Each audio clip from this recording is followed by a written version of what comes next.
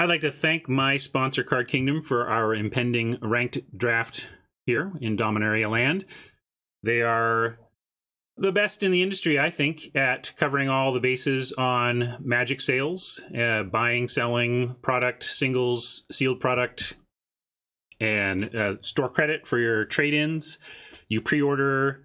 I didn't show this. Let's see. I don't have it right now, but there's if you buy $25 in at least $25 in an order at Card Kingdom right now, and it contains at least some amount of Modern Horizons sealed product, whether it's a box or some boosters, you can get one of their free sticker sheets of popular deck archetypes. So it's cool stylistic stickers that you can put on your deck boxes or your computer or wherever you place stickers in your life. Anyway, check out Card Kingdom. If you do so with the affiliate link down below, it lets them know that you heard about them here, and that's good for me. So if you can't sub and don't have any change in your pocket or whatever, just clicking the affiliate link to Card Kingdom is something you can do to help me and other streamers in general with their sponsors. So that's something to think about.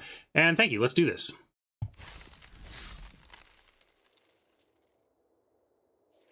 Yeah, I don't think... I have played Final Parting. There's a question about Final Parting. Rob says, I was watching Ben S. Draft Dom last night. He was in black a couple times and would pass Final Parting without comment. And yeah, I think you should generally pass it without comment. I have played it when the draft went a little bit off the rails and I didn't get any like dark bargains. I had like, if you've got, it's a lot to ask to take that much time off to cast that spell. It's a slow format, and if it's best of 3, I could absolutely see bringing it in against some decks. But is it 5 or 4? Yeah, it's 5 mana. That's the thing. I just went to check. Like 5 mana is a lot to take off just to go find your best thing. It's basically, all right, I'm going to cast my best card, but on the installment plan and for 5 extra mana. That is pretty hefty. However, there are some matchups where it's slow enough that that's still viable. In this pack, let's see, I'm going to go to look at I believe Deckmaster works with these, right? Yeah, so there's support for Kazarov, and I like that. It's not about a rare draft here. I do like a Dark Bargain. I think Dark Bargain, like, it's more important that a deck gets card draw in this format than it does any random finisher, but a finisher is important, and this is a good one. If you can get just a splash a little red, it's worth it. So we'll take it, but I think there's a reasonable argument for taking Dark Bargain here, but we'll start with the rare. Tron just drafted a mono red deck. That is possible. You can really force stuff against the bots once they stop caring about a card, a color. If you can really force all the bots off of red, you can do that. I think it was Cuneo. I want to say Andrew Cuneo famously forced mono red before a Dominaria bot update that was very successful for him, I believe. He just won again and again and again off of just drafting hyper aggro red. I'm not really afraid of, or I try not to be afraid, but you basically just, I still like the control decks in the format a lot. You just want to be you want to be drafting to be able to defeat the hyper aggro reds when they show up. So there's support for Squee. One thing to note, we are not rare drafting for gems from this account. In fact, it's somewhat of a against recommendation to even play this format on a free-to-play account since it rotates in the fall, but we're here for entertainment, and I also just love this format, so we're falling back on the ultimate clause of do what's most fun. But in general, I don't recommend that free-to-play accounts spend their gold draft on rotating formats if they care about standard. If you don't care about standard, then who cares? But yeah, if you can get Fight with Fires, that's where I like to be red. Fight with Fire with Gitu Chronicler is great because you use it early on just removal and then get it back late and win the game with it. But I don't like Squee here. I don't think it's a particularly good card. I don't want to be heavy red. I mean, it's annoying, but it's not the kind of thing. Basically, you just end up, unless somebody's doing something specifically with it. Like you play your 1/3 and then the 2/1 doesn't matter, right? Squee Squee is just fine, and it's double red and in a color I don't particularly want to be in. I think the pick here is either Blessed Light on the possible splash, or, you know, I get into white sometimes, and it usually happens because I take an early Blessed Light that I'm hoping to splash, or Omnivore, which is fine, but it's a little early for that. They tend to come around late. So we'll go ahead and, although it does also cut black out of this pack, like, I really don't want to be in white. I really like to be in black. And this is a kind of bot pick that you could make that I wouldn't necessarily logic out against humans. This would be the classic trap that you'll hear on limited resources of, oh, don't think to yourself, I'm going to take the card that's not as good to be tricky about my signals to the left. But in the case of bots, the signals are great. And they're so rigid that if you can actually cut black and get them into white, you can get the hookup. And so I value that enough that I'm going to try sending bots into white to my left and cutting black hard, because there was not really a good black card in pack 1 as well. So if we can cut black hard, it can pay amazing dividends that will be worth passing a Blessed Light in this context.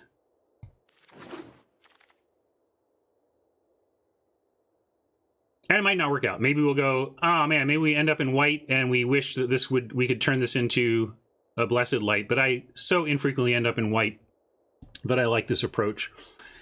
And here, Syncopate. Thank you, Elendi.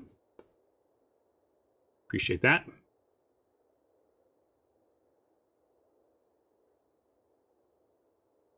Yeah, I think this is a Syncopate. Love Syncopate. I'll play... It's kind of like, you know how we talk about that spirit in War, the X 112233, just put X into it for an XX creature. I kind of feel like that about Syncopate in this format if you're blue. It's just like, it just scales so beautifully with the game. Grow from the Ashes is tempting. Fire Intervention is a powerful removal spell. It is red, and we are hoping to splash some red if we play this Pureblood here.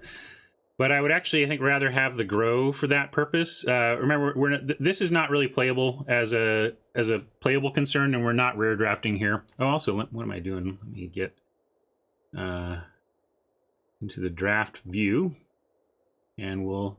Hey, since voting actually happens here, I get to turn on the voting reminder. Oops, no, that's not what I'm talking about. Here, this and this.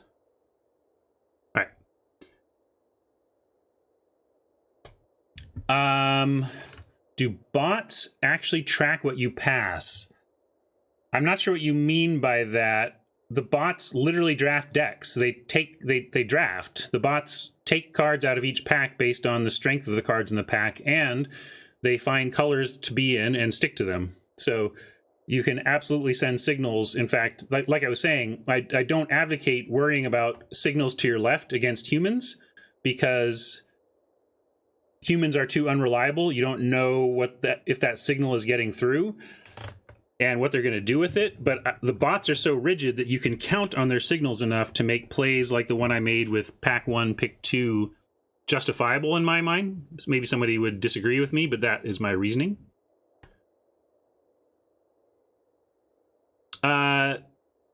No, that's Tron. Tron says, I assume they know if a color is that they can know if a color is open or not. No. They don't, they're not, as I left it, bots were not tracking and making decisions based on what they thought was happening at the table.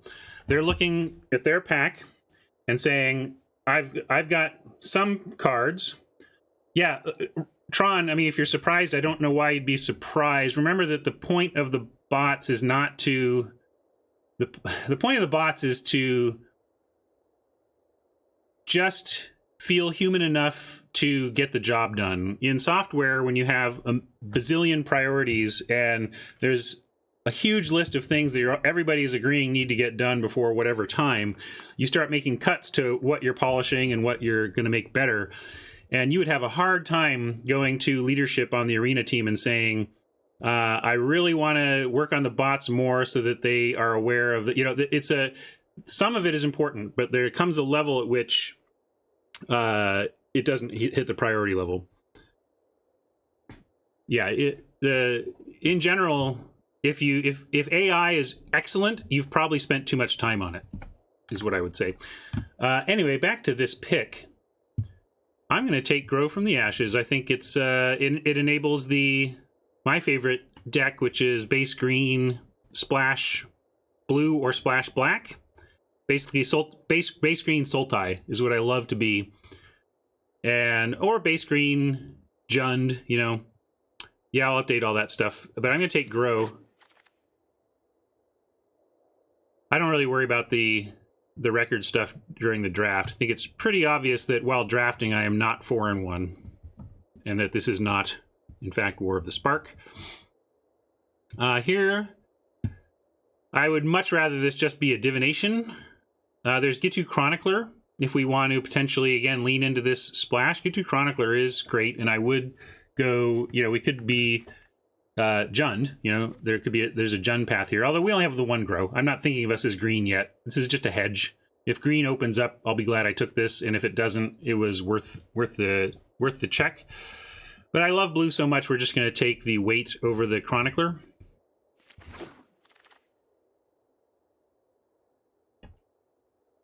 I generally don't play Ops. Usually I find more impactful cards to run, but you can do worse. In this case, Deep Freeze and Soul Salvage are the kind of thing I'm looking for from the format. They're both... if we get into black, I'm going to take Soul Salvage because, again, I want to really cut black to the left when I see good black. And also, if we end up with good black, we're going to not need things like Deep Freeze because black will provide us with its copious amounts of removal. So what we're hoping to do is pick up our removal in black and not blue and solidify the black here.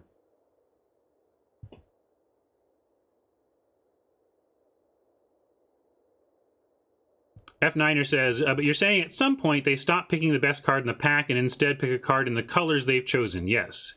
As I left it. Again, I keep couching it with as I left it because I don't know what they've done in the years since I left. But as I left it, bots would settle into a color pair, and then it doesn't mean they're incapable of drafting outside of their color pair, but once they settle into a color pair, they elevate the status of every card in those two colors and in colorless cards. So basically, it just gives their color pair and colorless cards such a bump that they take those over everything else. All right, here I love Windgrace. Kind of same reasoning. We could also take a Mammoth Spider, but I don't know that we're green, and Windgrace is a fine 5 for black decks. I'm just not that impressed with Deep Freeze. I may regret this if we get stone boned on black removal. I might regret not taking a Deep Freeze, but I don't really respect it relative to the many common black removal spells and uncommon. So yeah, I see Deckmaster voting, so you might need to refresh Tron or something.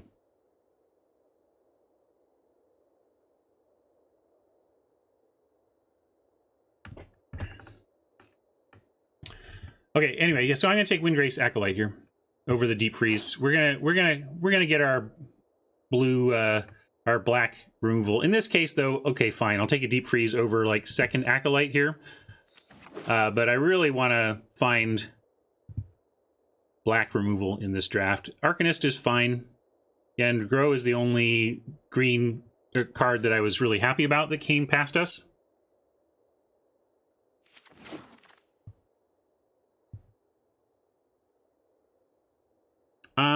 This suggests green might be open. None of these are great, but they're all still here. But in general, I love it when there's 5 cards left and they all match what's going on your side over there. In this case, though, Stronghold Confessor just doesn't really have a meaningful home to me in this format. It's not ever really what I want to be doing on 1 or 4 mana.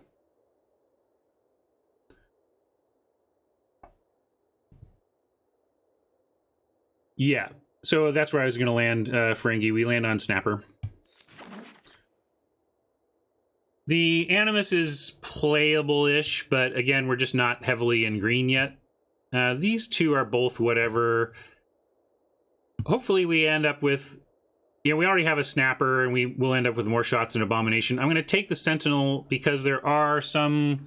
If we just happen to run into a bunch of great sagas in the next 2 packs, then resetting sagas with Sentinel is pretty cool. And if we get ETB historic stuff, then maybe. But probably not going to play it, but we'll keep it there and keep it in mind. 1-3... This is not the 1-3 for 2 that we're looking for. I like an Arcanist or a Skin Witch in that role. So we're going to take Scholar here in case we have to play that. Again, you're just trying to survive in the, turns 3 through 5, basically. And a Scholar is not impressive, but you can't be sitting around with Soul Salvages on turn 3 with nothing else to do. So it's playable. Right now, I'm not loving this. This doesn't seem super powerful, but it's in a color pair that I think provides such a high floor in deck quality that I'm at least happy to be in blue-black. And then we pick up a Mega Bomb. That's sweet. Oh, wait, we get the actual... This is a hotly contested pick. So we've got the Mythic Uncommon Icy Manipulator. Good everything everywhere all the time. Then you got Helm of the Host, which utterly takes over games if you can untap and equip it. But that whole process takes 2 turns and 9 mana. And sometimes you lose with Helm of the Host because your opponent is ready to disrupt your equipping. But I find that if you keep that in mind and don't just get greedy and try to equip into opponents' 5 mana, 4 cards, then you're going to be better off. So let's see where the voting ends up. A little more in favor of the Helm. I'm kind of with you. I feel like I like Icy, of course, but this is the kind of game winner. This is the kind of inevitability that that is hard to pass up. Yeah, equip Snapper, and what are you going to do about it? Motor City Mama is asking, what does high floor and high ceiling mean? There's a lot of different ways to frame card evaluation, and you hear unlimited resources and me talking about different ways to slice it up. One way to think about a card is, what is its average case? What is it, if you were to do let's say you played 1 million games with Helm of the Host, okay? With Helm of the Host in your deck, and every time it showed up in your hand, at any point in a game where it showed up in your hand, after the game, you rated how good Helm of the Host was for you in that game, and you create a graph of that, right? And you're going to hit a bunch of times where it's like 10 out of 10, it won me the game. There's going to be a handful of times where you're like 1 out of 10, I had to cast it because I had nothing else to do, and had to try and equip it because I had nothing else to do. They bounced my creature, blew me out, and rolled me over, and I wasted 9 mana. And I would have been better off if it had been a 3-2, right? So that's kind of like its worst case scenario. And so what I'm talking about with floor and ceiling is saying, in aggregate, it's kind of like the floor is the worst case scenario, and the ceiling is the best case scenario. So basically, it's a different way to frame worst case and best case. And so the worst case of Icy is much better than the worst case of Helm, but the best case of Helm is much better than the best case of Icy. So that's a floor and ceiling. We're going to take Helm. Too fun.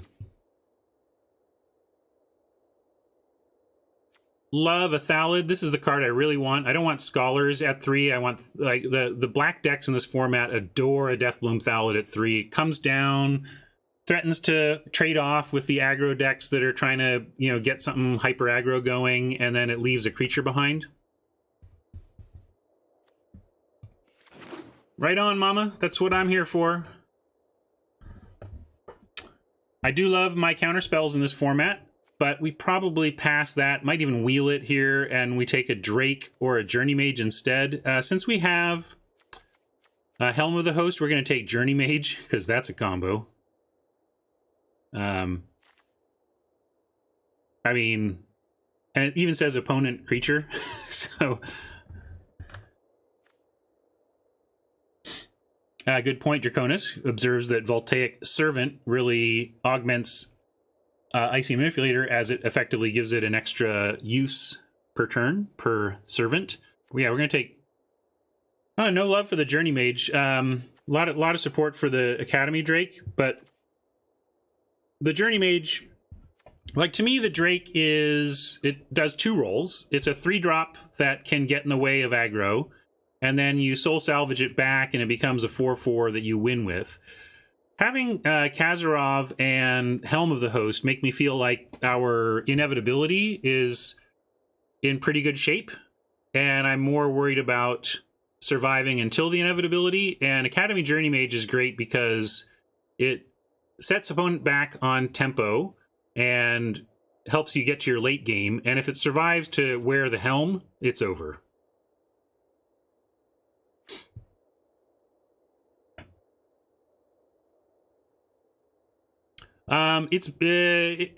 You still need to play stuff. Like, also, we probably end up, like, we have a wizard we're going to play here. We may play this wizard.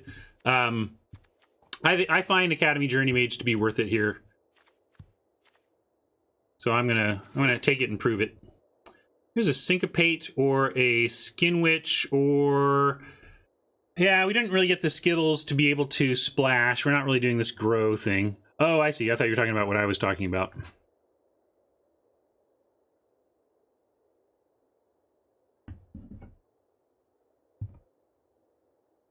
Reset press. If you're not able to vote, you may want to refresh your stream, but basically you should be able to click on a card on the screen and have it selected. I don't know if you're on mobile, and I don't know how that works on mobile. I've only ever done it on PC. Support for the Skin Witch over the Pate. Yeah, down with that. I wish we could splash red, but it's not realistic here. At least not yet. And this is fantastic. Haven't gotten a lot of Cloud Reader Sphinxes in my Dominaria drafts on stream this run, but it's truly one of my favorite commons in the format. Very good. This is great too. Seeing a Memorial to Genius. I've talked about how I love these. I love the black, blue, and green memorials because they are card advantage spells that only take up a land slot in your mana base. And I also like to run 18 sometimes if I'm pretty high. Like, sometimes, you know, Kazarov, the thing about Kazarov is that you can't, there's no 2/2 for 3 version of it, right? Unlike the Drake, you know, whereas, so you only play this for 7. If you end up with a lot of high end, you maybe want to run 18 lands. And it's nice if one of your 18 lands is a memorial because it does split duty. It helps you ensure you're going to make it to the late game. But then once you're there and have plenty of land, it cashes in for 2 cards. It's fantastic. None of these matter too much. I think I'd rather have a Desperation Homerid Explorer than a Desperation Paladin. This has higher power, but the lower toughness means it trades down way too much. And self-milling is not that bad when you're a Soul Salvage type deck. So I don't think we'll play this, but it's the one we're most likely to play here. I'm also going to move this Grow. I think we are done with that fantasy. Unless we get like Skitters, pack 3. But then we don't even need to splash green. We just splash whatever. Here's a nice Soul Salvage. Second, I don't want to play more than 2. It's really rough to have 2 Soul Salvages in your hand on turn 5 or whatever, and that has happened to me several times in this format. But it is so good late that I do want to run 2, but basically no more than 2. And here's that. What am I doing in this set? Confessor again. It would be, there are some formats like, gosh, if you could put this into like Zendikar, this card would be great. But here, I might run a random 2/2 if I feel like our situation at 2 is desperate. But I'd rather like pick up some more Syncopates. Doesn't have to be creatures. I just need to have things to do on 2, and Syncopate qualifies. But we'll take Evangel on the case that it might be something we have to play. Here we get another Arcanist. Probably don't want to run any more than 2 of those as well. Oh, wow, look at that. We made that tough choice to take... I'm forgetting what we took now, but this came back as the bottom line. There's Retort as well. I don't know. Maybe for the same reasons I didn't take Drake the first time, we're supposed to just take Retort here. And note we haven't gotten any of that sweet black removal I was so counting on. Oh, the Bounce Wizard, right, thank you. Yeah, blue is pretty open. Let me look at this curve again. Yeah, maybe we don't need that Drake right now. We got Cloud Reader Sphinx, we got Kazarov, Windgrace. We've got some presence in the air. Let's get the counterspell. And another counterspell. All right, we got... That helps wrap up 2. Never playing this.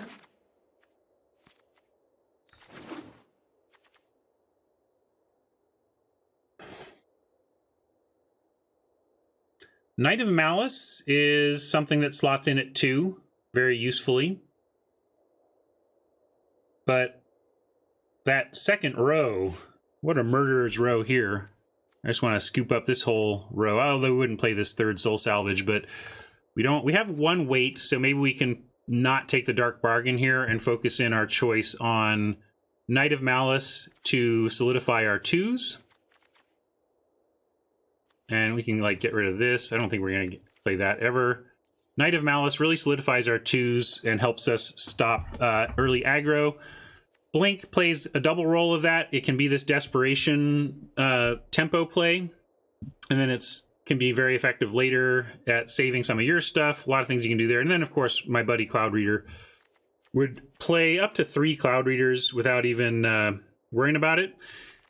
But I also do like maybe the Blink comes back with how little blue we were seeing drafted. I think that's a good point, that Blink might actually come back here. So we don't take Blink, which leaves us, again, at... So now we're down to Knight of Malice and Cloud Reader. What do you think? Stick your votes to those 2 and tell me what you think between solidifying our 2s and adding another fantastic 5-mana flyer. I'm pretty torn. I think they both have legitimate arguments here.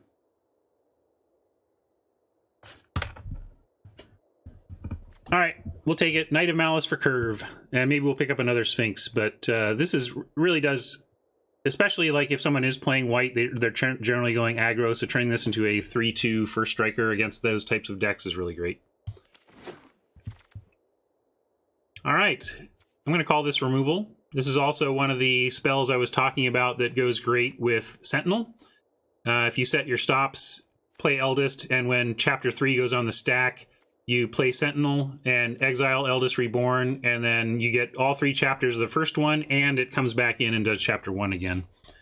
So we're definitely taking it, but I thought I would explain that possibility. I still don't think we're going to do it unless we get even more. Ooh, this is a tasty one. What are we doing here? We got another opportunity to Blink. That Syncopate probably wheels, so we're not going to take that, but we could take Blink or Skin Witch. X4 Roland thinks it's an easy Blink. No question at all. I love up to 2 Skin Witches, and we only have the 1. But it might wheel as well. We'll see.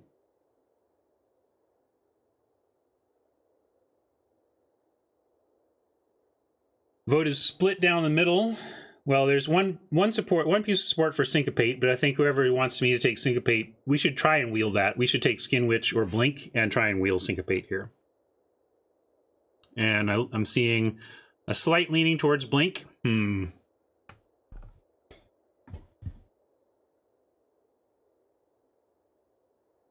yeah, that sounds nice, doesn't it, Banana Jack? Banana Jack's talking about putting Helm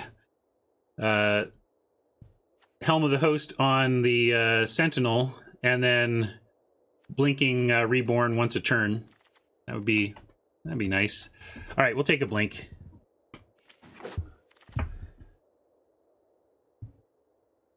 If we ended up in green, this would be a pretty sweet pickup here. But Fungal Infection, while not... I'm really, like, no Eviscerates, no Vicious Offerings have shown up. and none of the uncommon stuff. And it won't anymore. But like, we're closing in on the end of our ability to find an eviscerate. So I'm really hoping for an eviscerate right here. Ready? Eviscerate here. Not quite. Third soul salvage, first opt, second scholar. I suppose we just take an opt here.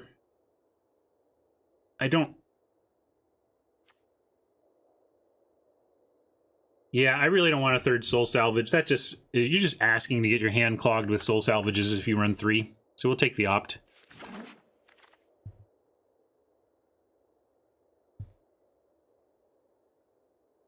I could take Vault Progress or another opt. I don't think we're playing the first opt at this point. We've got enough playables, so I'm just going to take actually Vault Progress here.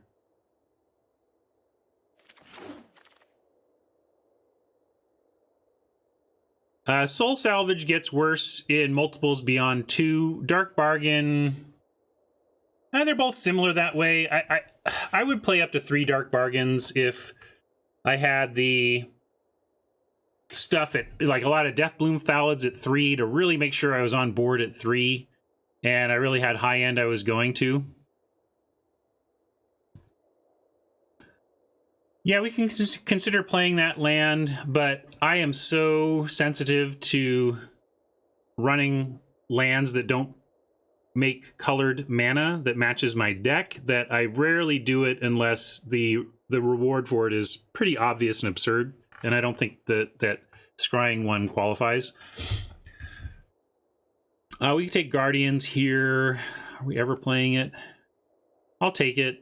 It does tricks. It does similar tricks with sagas, at least. I say similar because you can't get Chapter 3. That's the problem with the Helm of that play. Like, you got to play Guardians in your main phase when presumably it's on Chapter 2, but still pretty good. Rescue is another way you can reset sagas, but it doesn't do enough. We're going to take Paladin. What's going on at 4? Yeah, not much, but you don't need to have something at 4. We'll take a Paladin, put it in the board here. I think we're out of playables that we're going to be happy to see. Again, we're just never going to run a third soul salvage to the point that I would take Fungal Plots over it. It's a funny card. I try not to take it early because you don't need too many, but then if you end up in a recur value deck without any soul salvages, it's really tough.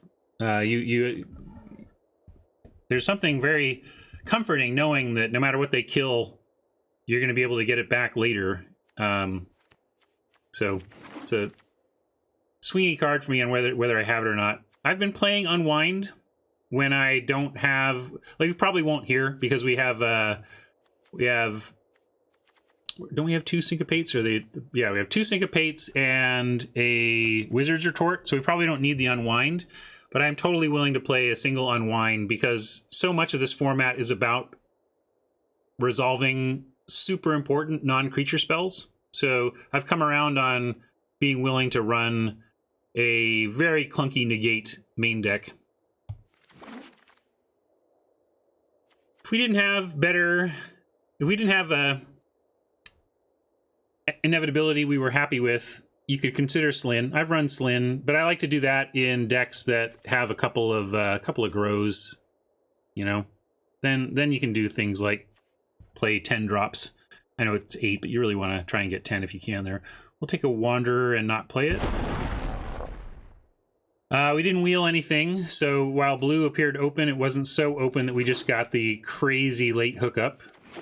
Probably should have taken Vault Progress there. We're not going to play this Scholar. All right, this deck has some bombs, has a bomb, has some good cards, has some mediocre cards. We need to cut 5. We have 15 creatures. That's plenty. Got to cut some. Let's say we cut the Unwind because we have decent counter spells. The Sentinel does not belong in any self-respecting deck. I don't think we're there on Sentinel interactions, so we're going to let that go. Might be there on Guardians interaction. Do we have anything else? Nah, not really. Probably just cutting the Guardians too. What does that leave us? 12-12, and we could throw in an extra land. Yeah, the last pack was pretty bad. And we never even, you know, all that black removal I was hoping to see. I mean, I think it's unwise. You know, in 24 packs, I think I've heard the, I haven't done this math myself, but what I've heard is that you can expect a given common in a typical set to show up 2.6 times or something in 24 packs. So going in thinking, well, I'm just going to get every whatever I see, and you're naming a common, you might not get any. You might have 24 packs that just literally have no copies of that common. That's totally within range and possible.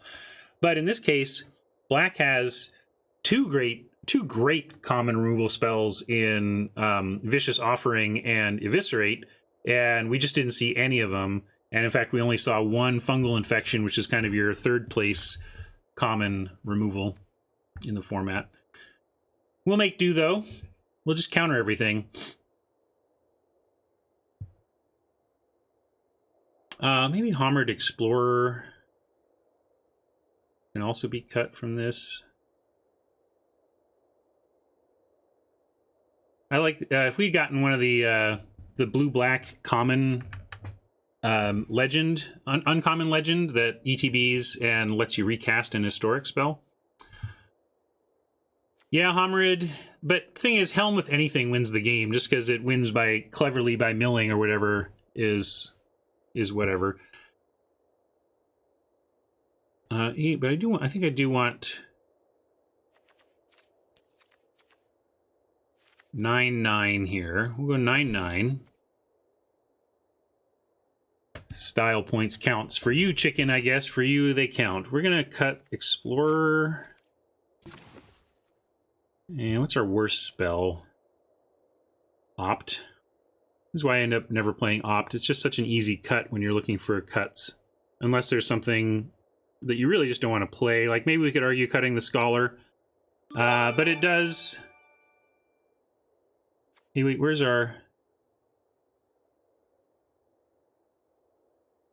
Did we fail to pick?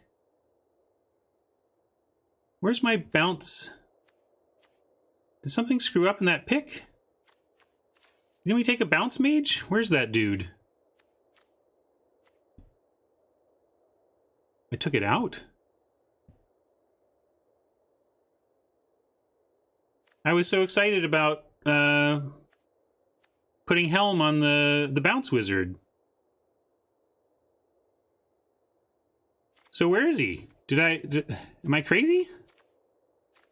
Did I get a weird misclick?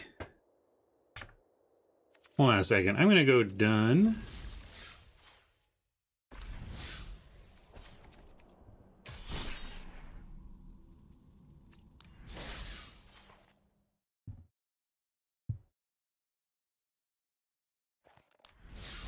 Yeah, I took it over Drake and Wizard's Retort, and then they both wheeled. It's a 5-drop, right? That can be cheaper. It should be here. I feel crazy right now.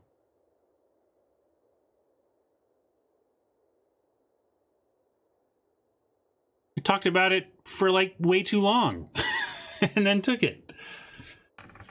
What? What? Watsy.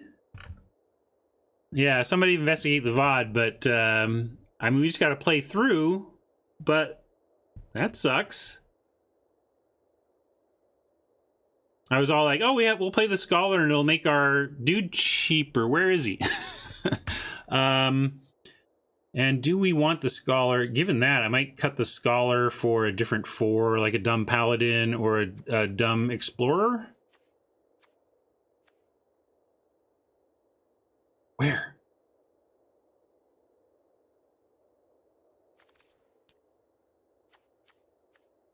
What am I missing?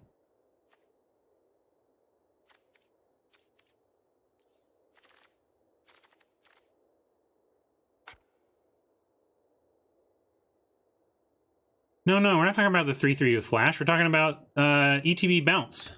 ETB bounce opponent creature. Something screwed up. I'm going to get over it.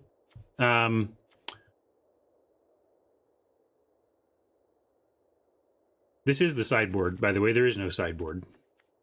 This is the sideboard. You're looking at it.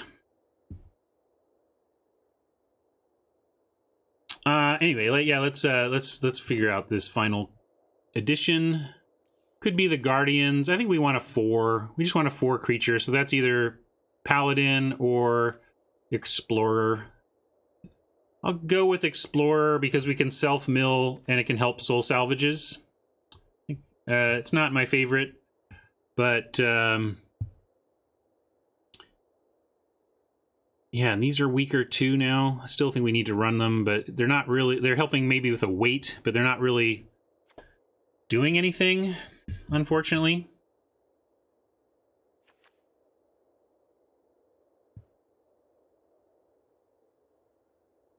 Wow, and nobody noticed? Maybe somebody noticed and just laughed silently at me.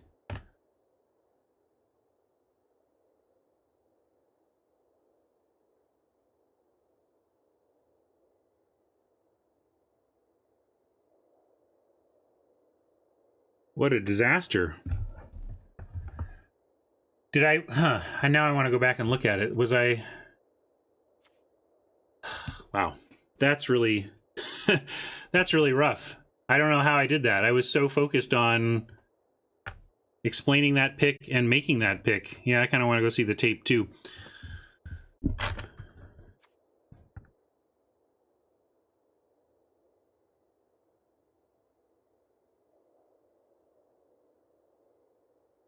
What do we figure out?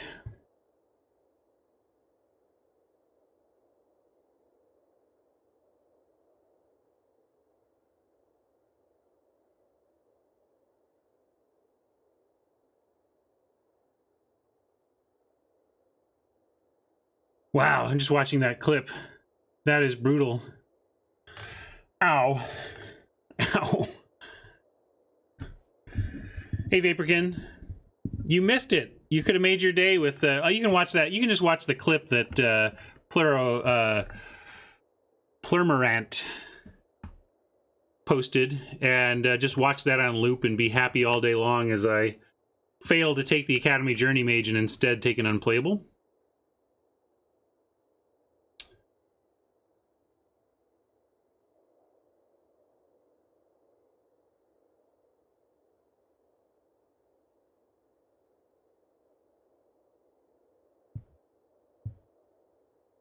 How about Helm of the... What was the card? It's Helm of the Sentinel.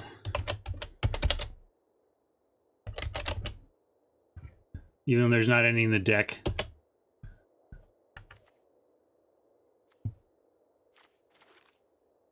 Alright, well...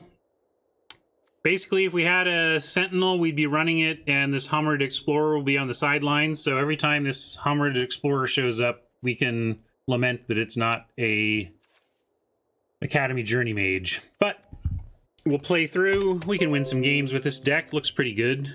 It's a little low on black spot removal. In fact, very low. Doesn't have any of the really good stuff. But we can blink, we can counter... We can stretch it out and get there. Maybe we run a Miser's Mountain for Kazarov.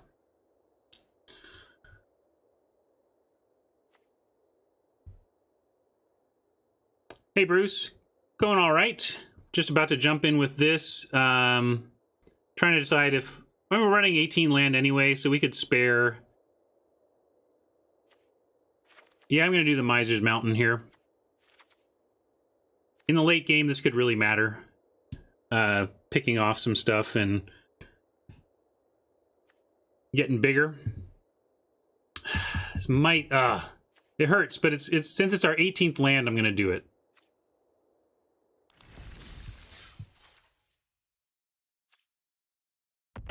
All right. Color Screw with a mountain in hand incoming.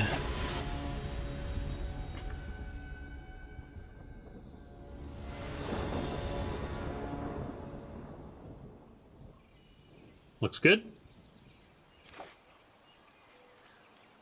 Oppo mulliganed. All right, now I'll actually fix my S here on record and format and everything, and I'll get into the right view because we do that sometimes around here. We'll start here. Let's play this.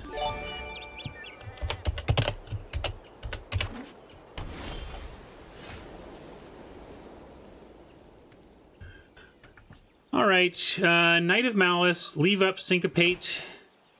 I'm gonna go Knight of Malice, then we have leave up, syncopate, and fungal infection for next turn.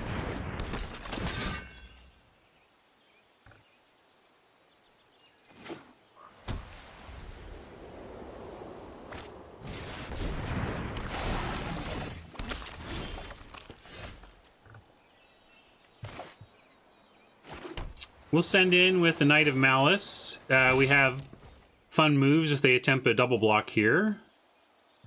Actually, they would not do that. It would be no good for them to do that. So, of course, they're not going to do that. But now we have Syncopate, and we can fungally infect the Sap Herd and block it.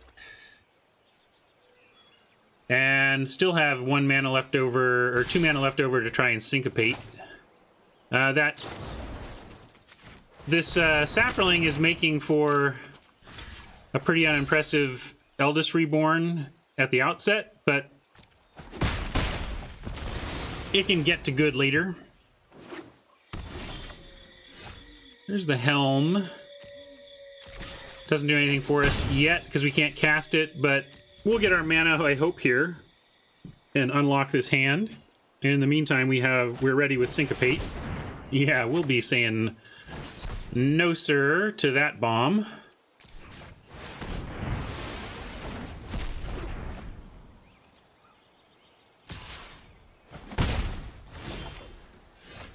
All right, we found an island. We can play Armored Explorer, but I'm going to land the... Well, does it even matter? They're not playing blue, so they're not going to, like, ever counter the Helm.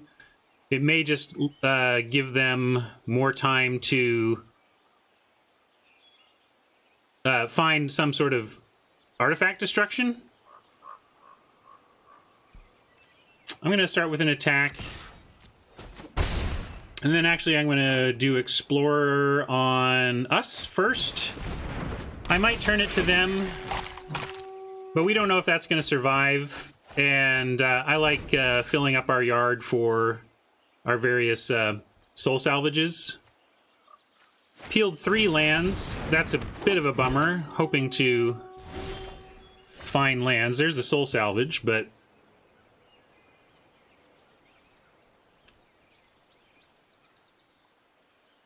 Well, keep swinging. I bet this Envoy trades with the Explorer. No, they don't want to do that. All right, well, we're going to play the Helm here and hope they don't have artifact removal. And we'll see what they do. If they tap out and we draw a land, we'll definitely just equip something up. If not, we'll play it a little safer and maybe play the Sphinx. Yeah, see that? Makes me not want to do anything into the open mana. Blessed Light is instant, right? Like this is exactly the kind of suspect thing that allows people to lose with the Helm because of investing too much. Let's go ahead and Sphinx it up.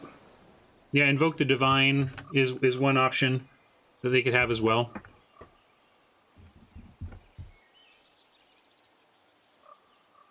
So I'm just going to go attack, and then we'll play the Cloud Reader.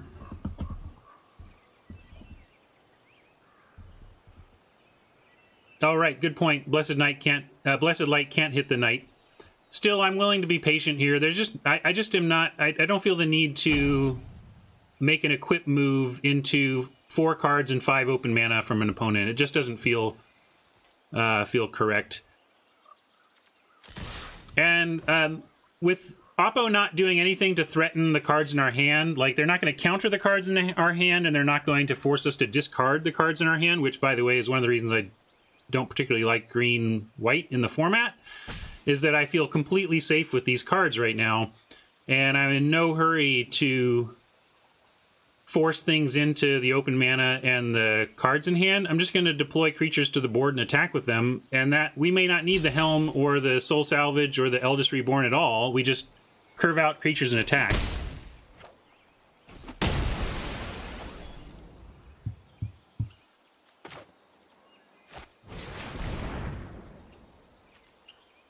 Yeah, Set Rock. That's a pretty common... All right. And that was enough, apparently.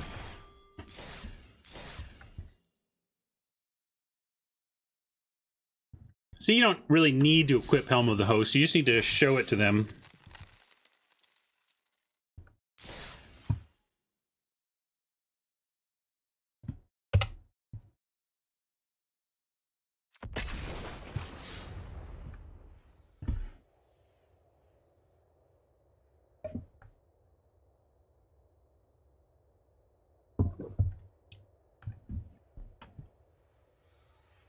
Yeah, that color combo with our hand just did not feel like they had a chance. And we could take a little stroll towards victory without hurting our win percent at all. In fact, probably raising it.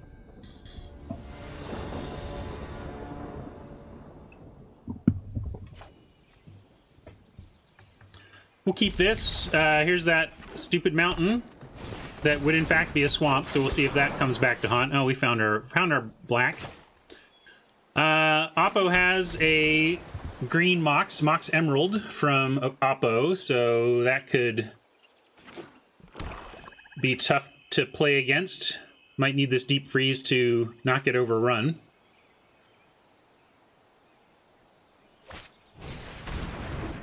That does not impress me though, and gotta love it. Gotta love it when the turn 1 Llanowar Elves attacks you on turn 2. And hopefully we get to syncopate here.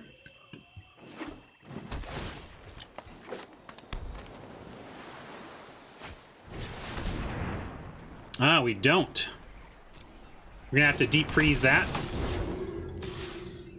Might even wait though. Let's see. What do we draw? I'll play the mountain in case it opens up our range of what we might have. One thing with deep freezing, something like a Stronghold Confessor, is it does become a 2/6, which is not nothing. Like making a 2/6 defender is maybe not what we want to do, but we also can't take that forever. However, I think I'm going to just pass here, and we'll take whatever they've got for a turn as we try to syncopate their follow-up play here. That is not particularly playable.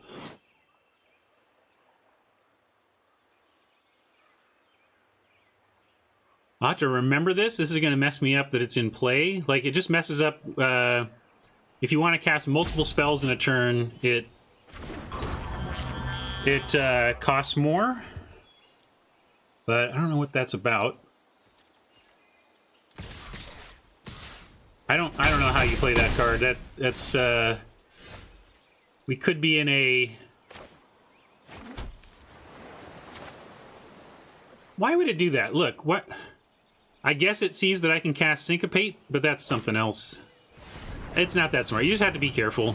That's the bottom line. We're gonna go Deep Freeze on the good attacker. Oh, I was... What? Oh, right, because I couldn't Fungal Infection because of the Damping Sphere. It's like, why didn't it give me a chance?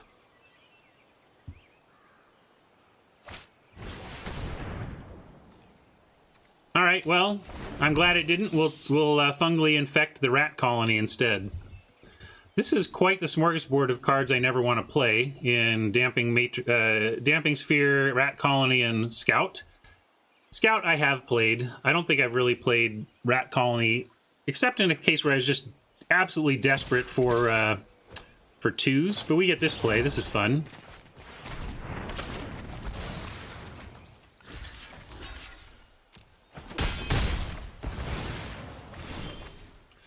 Yes, I'm trying not to be rude. I don't respect these cards, but Oppo, I always try to act like Oppo's going to come and watch the VOD afterwards, and so I don't want to be mean or anything. I just think Oppo is playing some cards that don't do enough in Limited to be ever worth playing in their deck. But Magic is hard, and new players need to learn.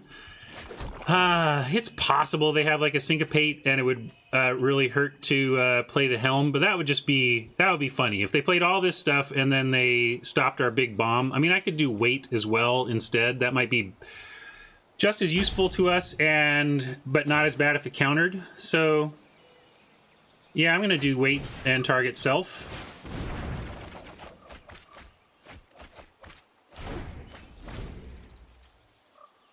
Yeah, fungal infection is good. Just straight up good. It's the way that it sneakily kills a 2 toughness attacker for 1 mana that really drives its value to me. We got Soul Salvage to get back these 2 at some point. If we get Skin Witched, we don't have to discard the Helm. There's not really... Divest would be bad if they divested away the host. I'm going to play the Knight, and then if it doesn't look like they're pausing at all, we're going to run out the Helm. Yeah, no pause. So with no pause, we'll... oh, but I can't... Damping Sphere gets us again. It's funny. It's so good. So good. Actually, this is fine. Now we just have Syncopate up. And looks like we can, in fact, Syncopate for 3, so let's get it. If they have a land in hand, they can put it into play with the Scout and then pay, but let's make them do that.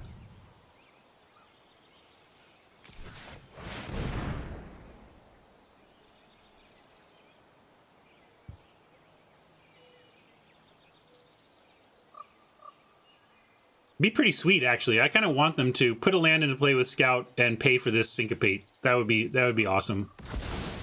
Although they couldn't either, right? Because they played something this turn, so the Sphere would get them too.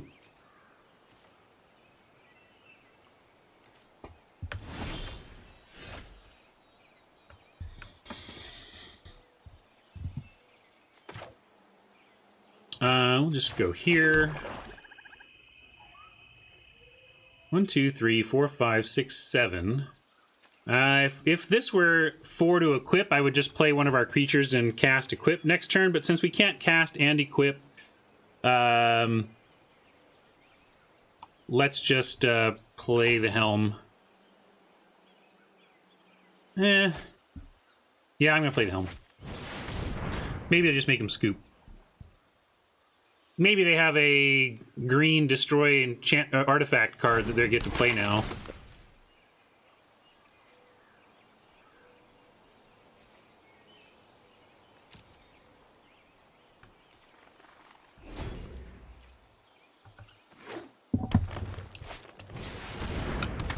Rona! I was hoping we would end up with a Rona in our deck. I think Rona would be great. Rona is especially great with sagas, because they are historic spells that go to the graveyard naturally, and then you can rebuy them.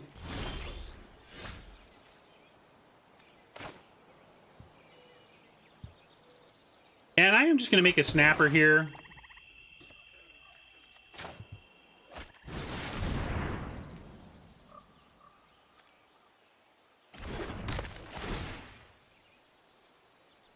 Then we put the Helm on the Snapper, and it's just over.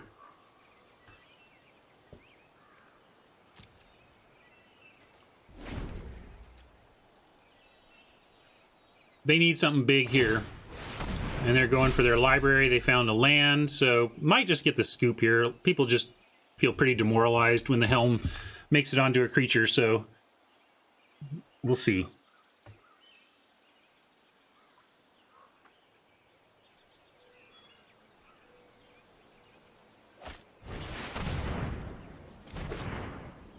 I like our Soul Salvage better than theirs.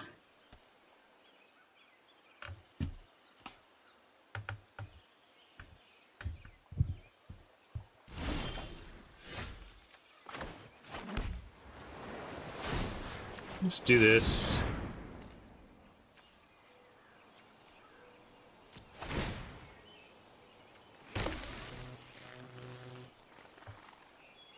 Have haste.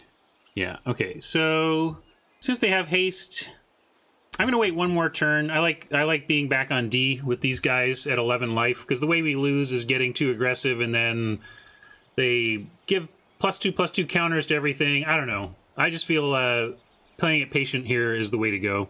So I'm gonna say no attacks, but we will go ahead and soul salvage. Definitely this, and I guess the Skin Witch. I mean, they're just going to dump their hand, so it doesn't matter that much.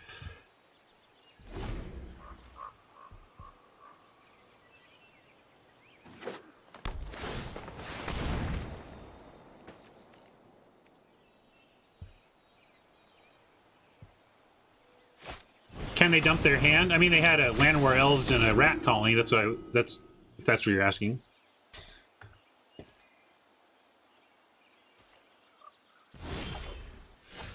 Yeah, but I mean, Llanowar Elves and Rat Colony. Like, I thought they might draw a land or whatever. In which case, now they activated Rona, so I would strip those cards out of their hand if I cared about them, but I don't.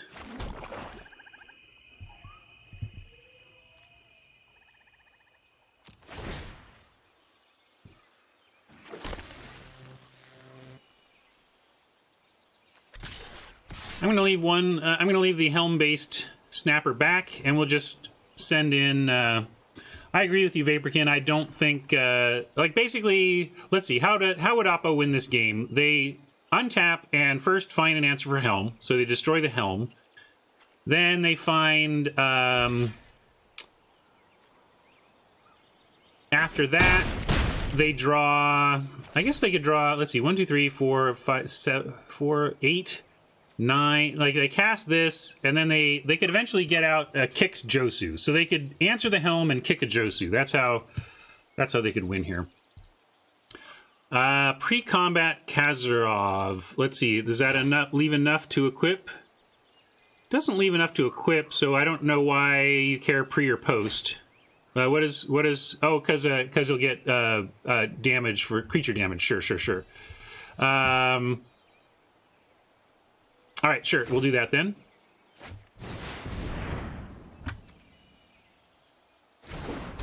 Oh, I thought it was their turn and we just untapped. Never mind. Yeah, I should have done that. But again, it's pretty minor in the scope of the lockdown we have here. That's a reason to stay back at least.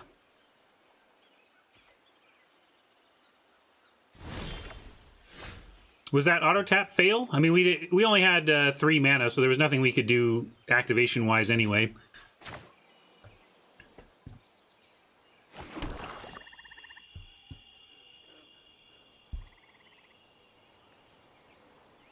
We have another soul salvage, but nothing to get for it now.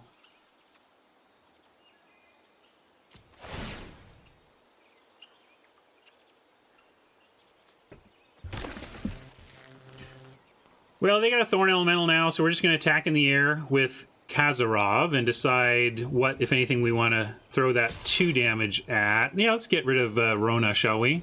This is why I threw in the Miser's Mountain. It's not a huge risk since it's our 18th land. We're getting similar mana expectations, but this is a powerful thing to be able to sling around at the end of a game.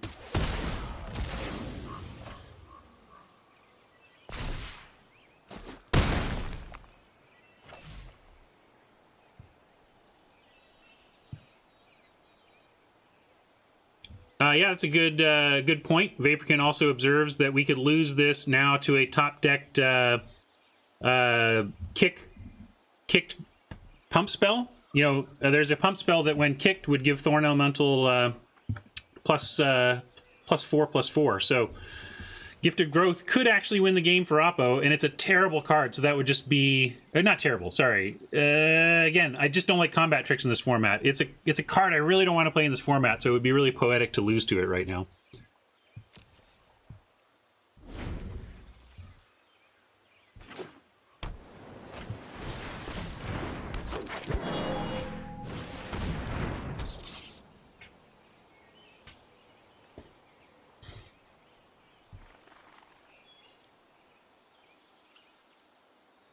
I suppose I could have moved the Helm to Kazarov, and maybe I'll do that next turn now that we've got a nice bank of stuff on the ground here.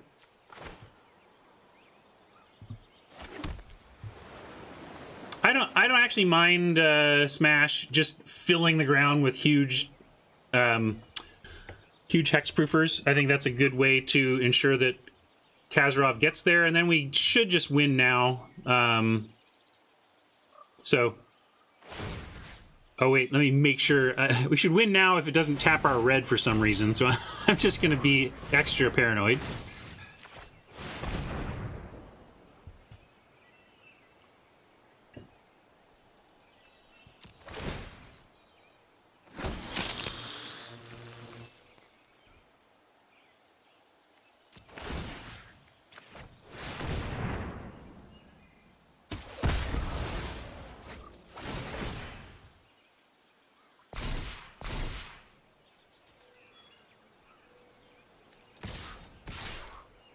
Non-flying looking flyer.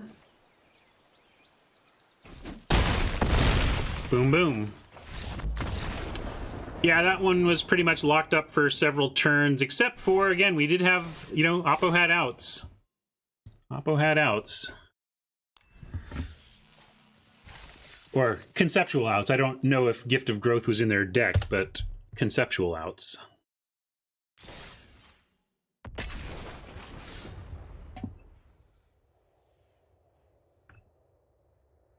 Rolling along.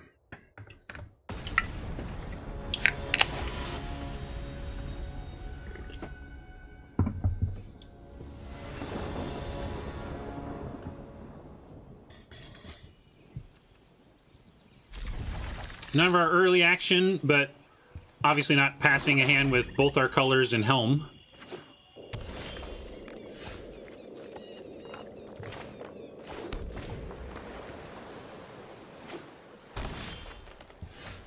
No, I just finished my coffee, and now I've started drinking a soda. We'll see if we chain drink them as the day progresses here.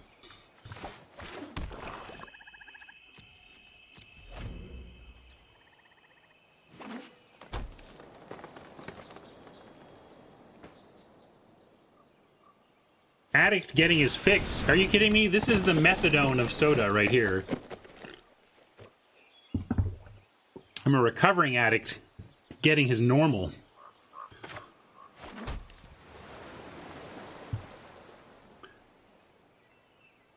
Let's go. We have the soul salvage. Just go ahead and explore.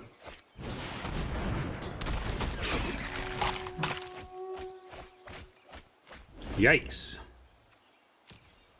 Bunch of land.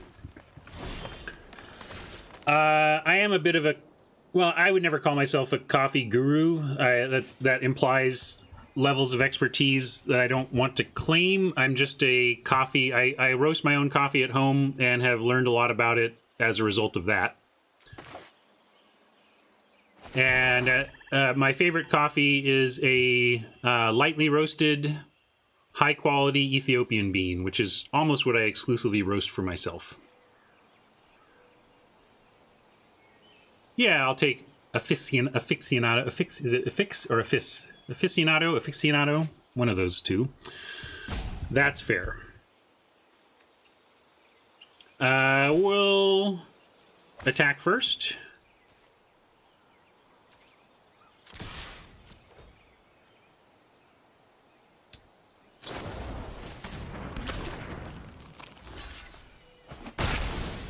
Fungal infection is good. I don't even really care too much. I'm happy to pull that out of the hand for that card. We have Soul Salvage and Cloud Reader here to set up our future draws. Ooh, me like. We're going to take... Which order do we want this in? Do we want to cast that next turn? If we do...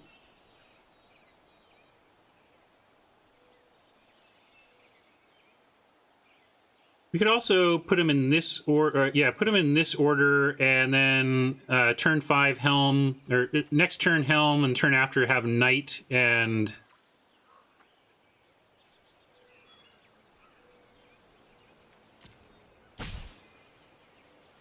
Yeah, I think we like both of these, and we like them in this order.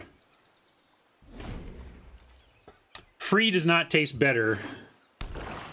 And if you say that again, Bruce, I'm going to mute you for 90 seconds or whatever. I'm going to treat it like hate speech.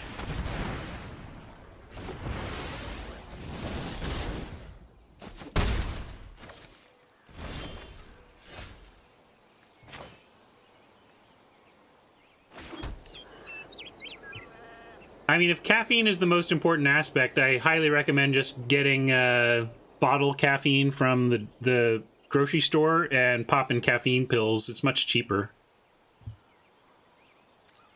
All right, let's go. Well, we're not under a lot of pressure. We know what's coming. Unfortunately, we can't cast and equip it. I'm gonna get the helm down.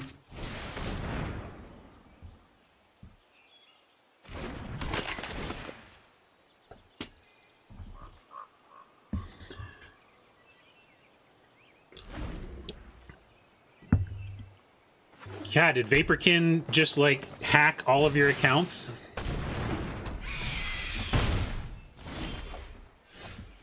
Alright, well, we got a deep freeze target.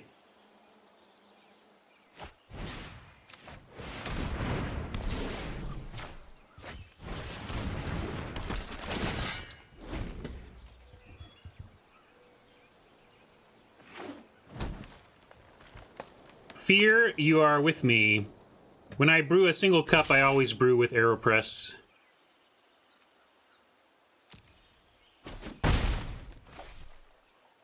Acquiring an AeroPress was kind of the first thing I did to change my coffee life. All right, well, here we are, staring at 3 cards and a bunch of open mana and the opportunity to helm our knight. And I'm going to decline. Again, I'm just not in a hurry to win with the helm. Like, the point is that it's inevitability. Unless they remove it, it's inevitability. So don't worry about your inevitability, worry about your board control. We're going to play Omnivore and try and hold down this board. I'm a little worried about playing out the Omnivore and then Oppo Skin Witches us for the rest of our hand. That kind of sucks. We could instead, like, get Skin Witch and Cloud Reader back this turn. And we don't lose that much life, and then we're much more resilient to a kicked Skin Witch. And we threaten our own. I actually like that. I'm going to do that instead.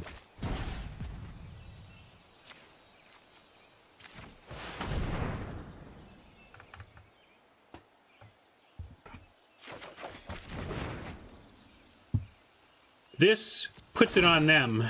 Basically, it says, you better have a Skin Witch, and if not, you're going to get Skin Witched. What are you going to do about it? We're a little low on life, but not so low that we can't run this gambit.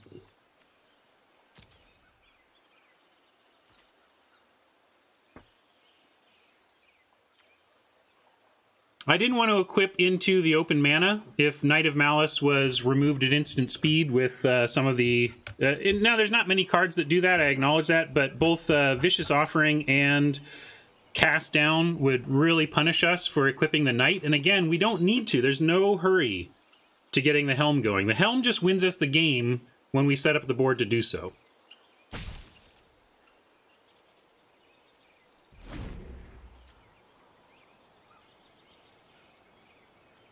But our focus should be on setting the board up to win with Helm, not on getting the Helm going ASAP.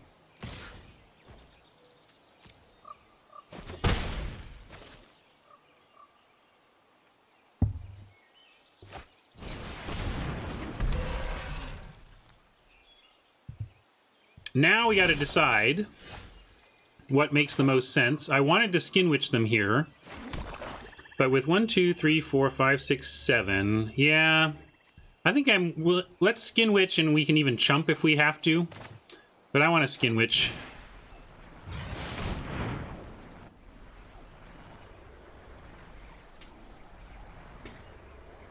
If we do get the Helm on the Knight, it's going to create a wall of First Strikers, which can hold back the Gorger. So let's really cripple their hand in the meantime. Look at that. Soul Salvage and Icy gone, which scares the heck out of me with whatever this card is.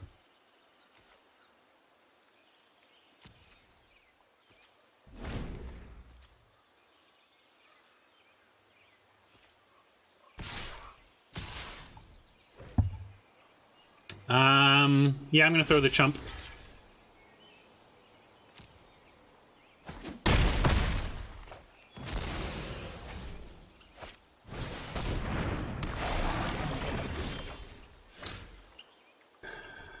All right. Again, I'm not in a major hurry to play the Helm on something. I'm in a major hurry to stabilize, and Coldwater Snapper stabilizes.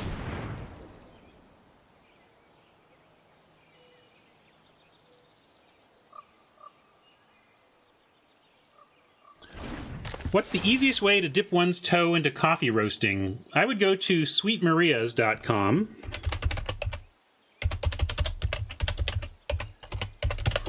They are where I get all of my coffee, my beans, and my supplies. And they have several good guides in there. See what I'm talking about? I successfully played around Vicious Offering by being patient about my Helm. But anyway, one of the things they'll explain how to do, and the best way to dip your toe in, you can literally roast coffee beans in a pan on your stove. So you can just order some green beans and pan roast them on your stove. But there's a method using old school popcorn poppers that is going to be a great way to start down that road.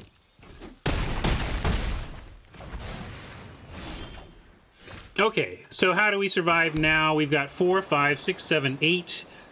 We can Helm up, but then we can't cast anything. So actually we want to... And they're going to play a 4-3. Let's play our 4-4. Yeah, like a whirly pop. Yep, you can roast coffee in a whirly pop, basically.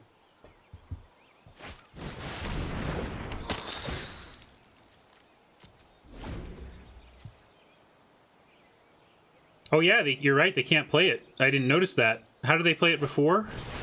Oh, Memorial.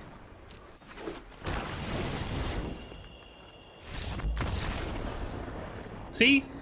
Didn't ever need to equip it, and it still won us the game. That's twice it's won us a game without being equipped.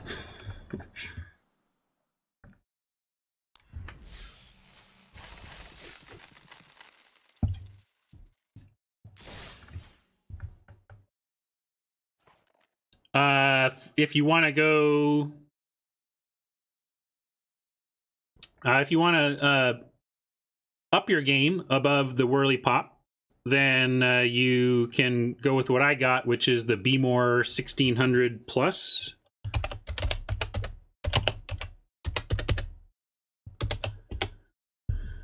That's the model of roaster that I have, and it's great. It's like a glorified toaster oven that tumbles beans in, you know, next to hot coils until it's roasted.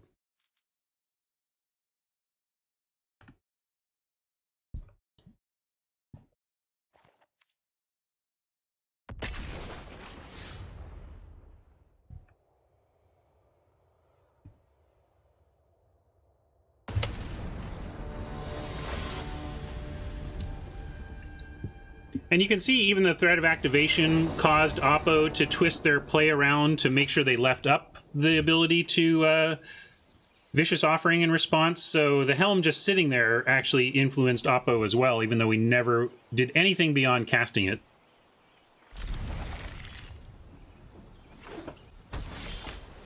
But it also goes to show basically what a blanket is until you're ready to get it equipped. Like, we did win the game, and it did have an influence on our opponent's decisions, but we did pay 4 mana and a card to do literally nothing else but influence Oppo's decisions that game.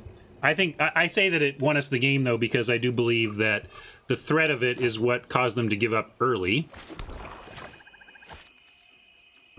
I don't respect the Sarah Disciple. I try not to ever play that card, although I just don't play much white in the format. It's something that can get out of hand if it gets equipped up or whatever, but we tend to have the tools for that. We just want to find ourselves Ideally, fungal infection would be fantastic, but it's not doing much damage. If they don't augment it, we're going to get a Cloud Reader Sphinx online. I think they'll probably kill it, but we got a soul salvage for that, etc. Let's see what they do here. There's that Confessor that I don't particularly care for.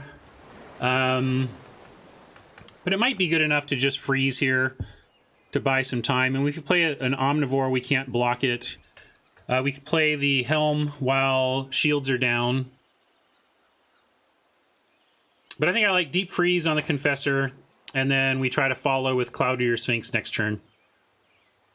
I'm a little worried that they go for something much better than the Confessor, but the name of this game, this format, this kind of deck is survive till you can recur value, so let's do the survive part.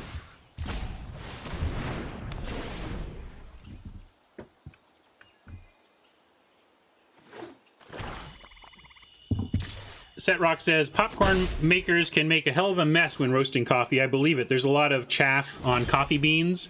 I've never roasted that method.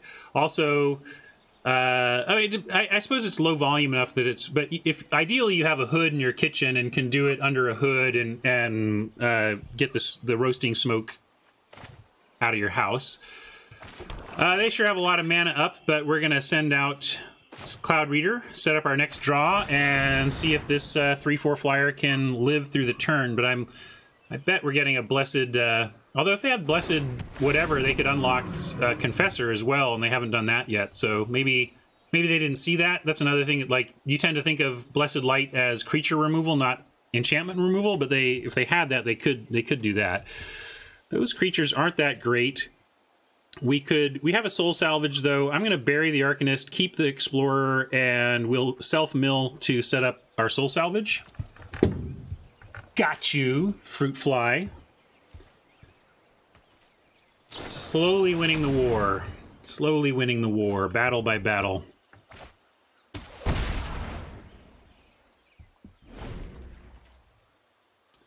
Hey, Vaporkin, you know, when you don't have skill, you gotta, you know, circumvent the system.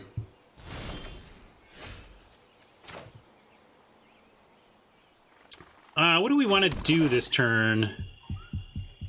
We can kick the Witch, and we can't do 2 spells otherwise, so we only get 1 spell. If we wait, though, we may get something super sweet with the Witch after next turn, because they may go draw, land, play a couple spells, have 2 left over. And getting those last 2 can frequently just be super devastating. We can also play the Helm out. Sometimes that just produces a scoop, but it's a little clunky here. Again, 9 mana is a lot to invest when we don't know what their removal situation is. But Sarah is a problem, and one way to deal with Sarah is to get a Helm on Cloud Reader so that we get an army of flyers.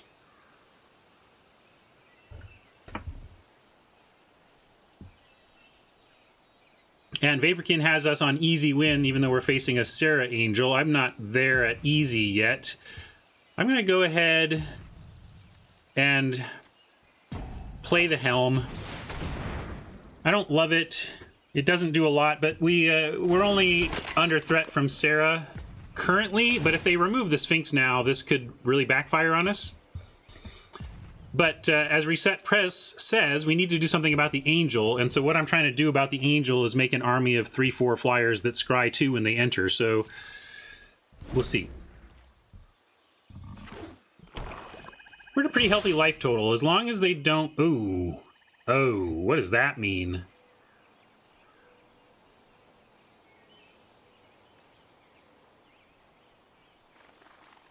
Fungal Infection doesn't make me regret that block. Reproach. If it's Reproach, we're in big trouble. If it's Reproach, we need to draw land, go...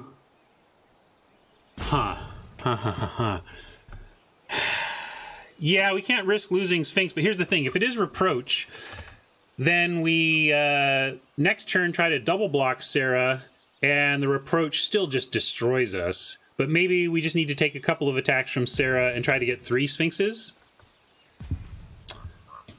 Yeah, I guess we can't block, but I think we need to take another hit from Sarah if we're playing around that specifically. Yeah. Ooh, that might help us a lot. We may have to do a no-value blink or just a no-kick blink, but being able to... we need to land, though. Sure, that's fair, Vaporkin. The Sarah Angel wasn't out yet.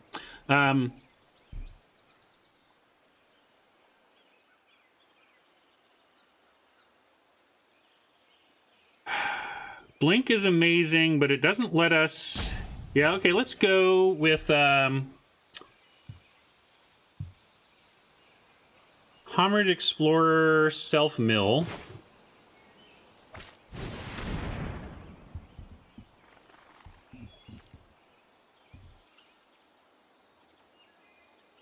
This is not great, though.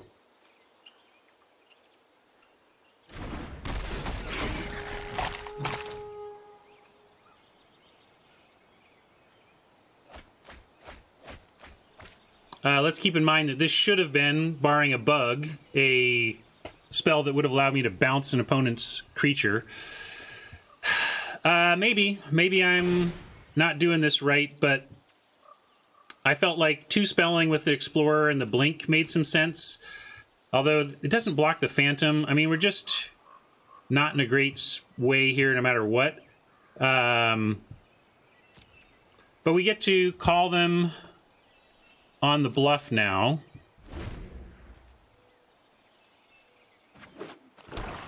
And have Blink for the bluff. Or not the... I don't think it's a bluff. But...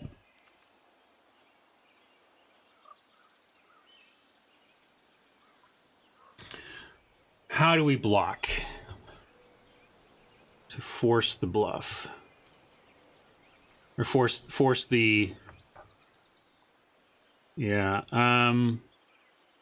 let's go 5, 6, 7... Oh, they can still recast, unfortunately.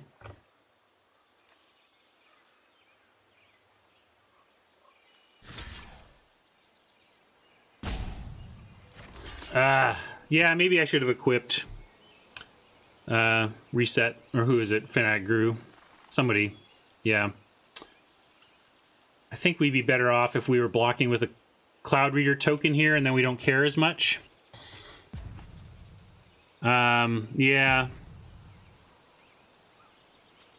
Now I'm not super happy, but I suppose... Yeah, we gotta make him do it. I'm gonna do this.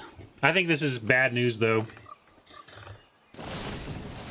It is, in fact, the Reproach, and I'm going to blink.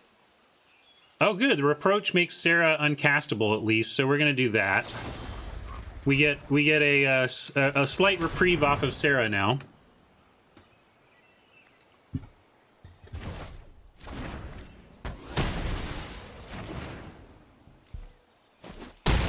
If they play a spell here, then we get to kick... Oh, that's too bad.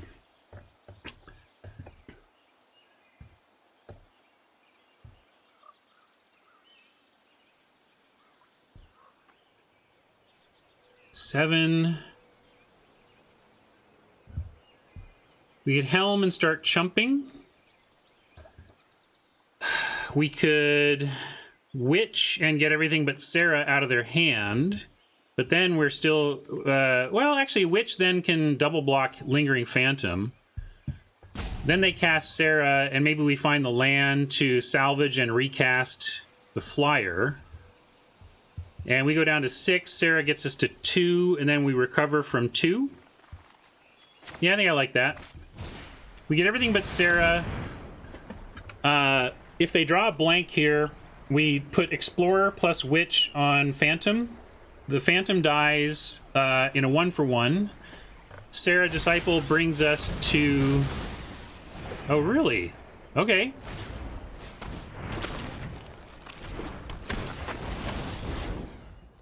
Okay. They got our Helm, but I actually kind of like our spot with the Soul Salvage.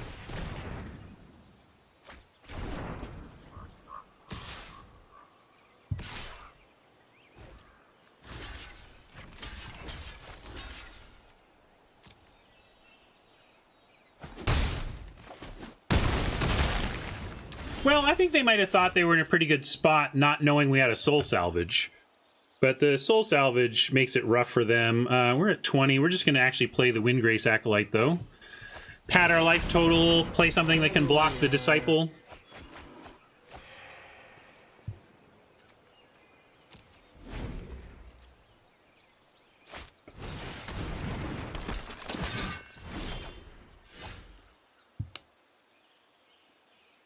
And now I'm just going to snap on the ground and start attacking in the air.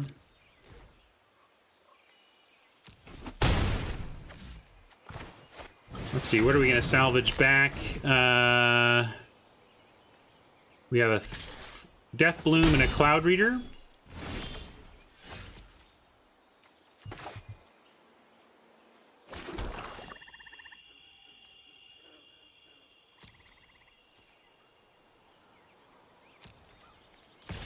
Snapper can't get through the 2/6, so we're just going to try to win this one through the air. 1, 2, 3, 4, 5, 6, 7.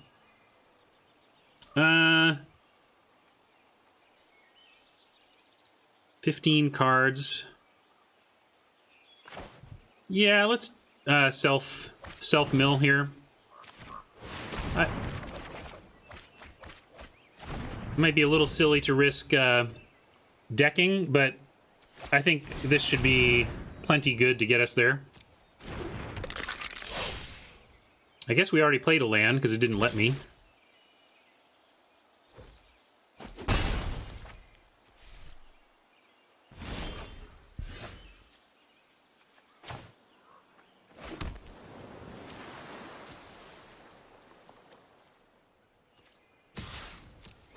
Is our mountain down? Mountain down. All right, so we're not going to ping anything with Kazarov. But we'll play him.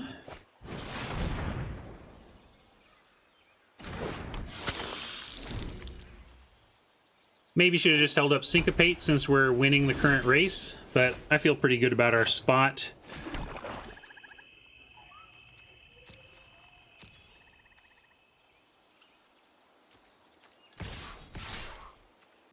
Let's see, does it matter? Doesn't change the clock much to try and like attack to get Kazarov pumped, so we're just going to leave our ground defense where it is.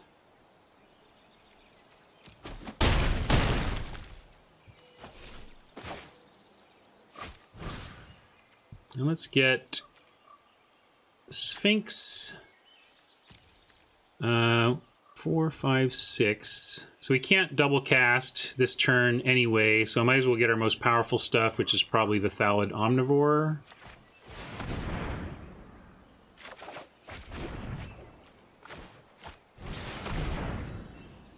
Again, maybe you should just leave up Syncopate, but I'm thinking that building up Air Force here is the way to go. Any two of these flyers are now lethal, so the Serra Disciple isn't even enough.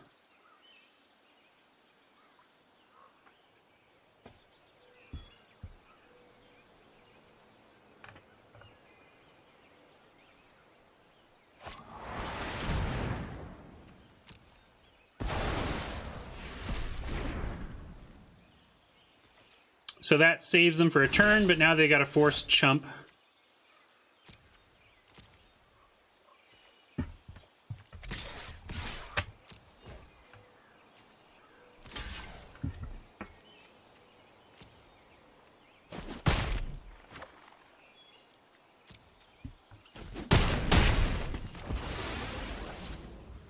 Now, though, I'm just going to leave up a big Syncopate, and we could risk drawing two, but we don't really need to. We just need to Syncopate anything here. That doesn't matter. And there you go.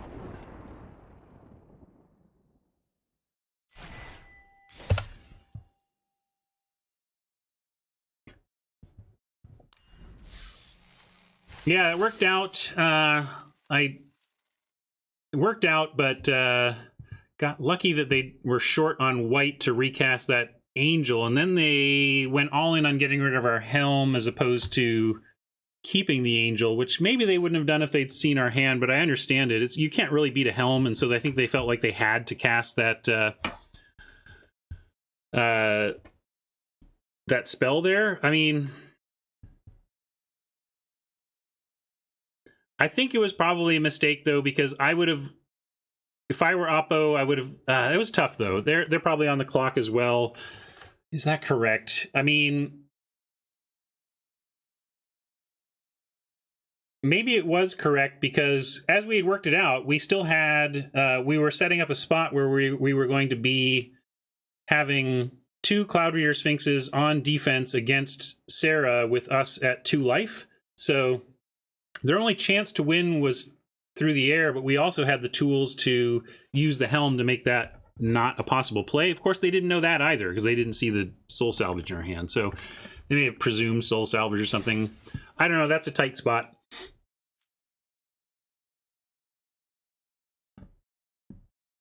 That's what they were trying to do, Ferengi, but then we skin-witched them, and they had Sarah invoke the Divine and the fungal infection, and so they had to decide what to do then and there. Either keep Sarah and lose both of those other things, or destroy the Helm and lose everything.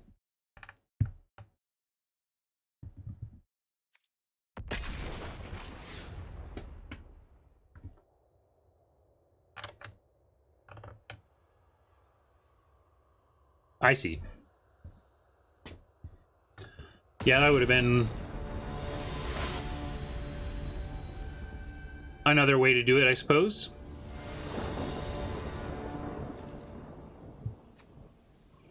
All right, we'll keep this and be happy about that fungal infection in hand. It's a great way to protect your early game.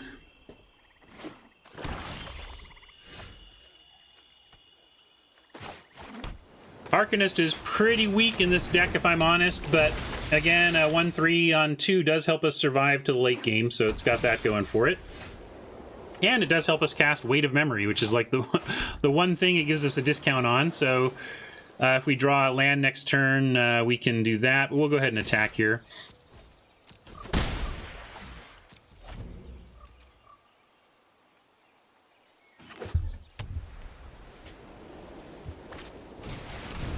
Nice.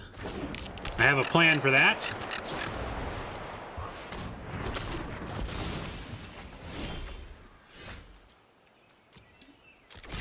No land, so we'll attack with both.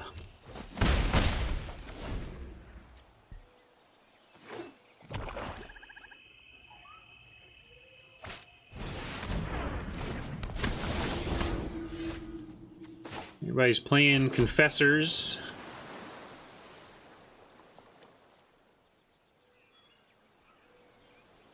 Drop the Helm. Only Divest does take Helm of the Host out of the hand. That, like, we're not threatened by Skin Witch Kicked or whatever, both at their mana level and our cards in hand, but Divest does make me nervous about Helm of the Host against black. If they had had it, they would have played it by now, though, so they've got a top deck Divest specifically, and that seems a little conservative to just play around that specifically. So now we're deciding on Helm, Weight, or Homerid as what we're casting here. And I'm going to go with Weight. We're going to self-mill and draw some cards.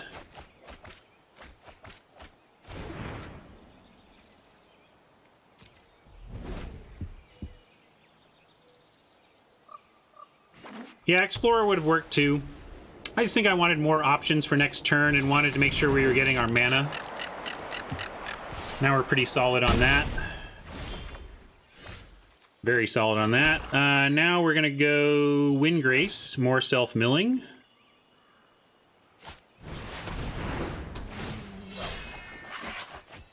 Ooh, rough. No soul salvaging for us, so let's keep that in mind. We are locked into what we've got in hand now. I hate that feeling. And not blocking, so I guess we're attacking.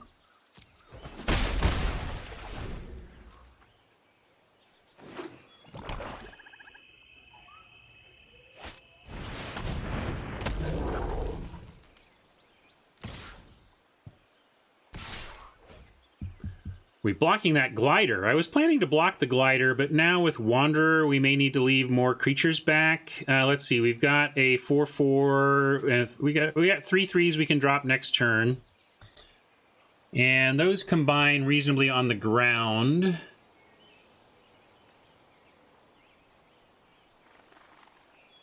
But again, we don't like. Part of us, oh, we'll just block here, and we have 2 soul salvages, but those are gone. Soul salvages are gone.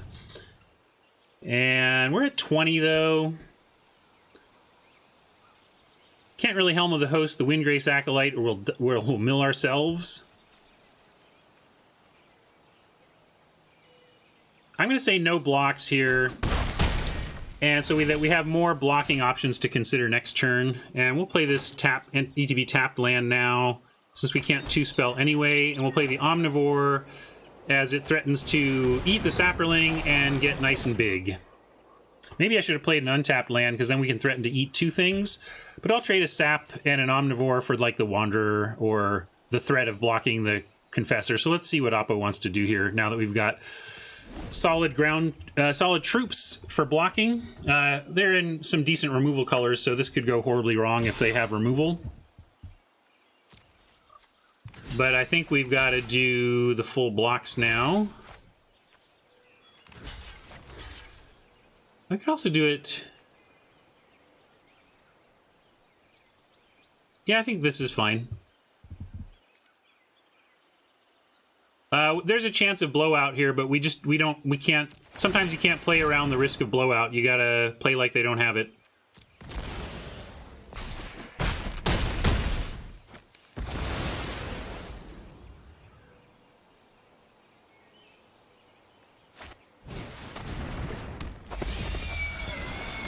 Ooh, I was like, okay, Mesa Unicorn, I can handle that. Juggernaut, a little tougher.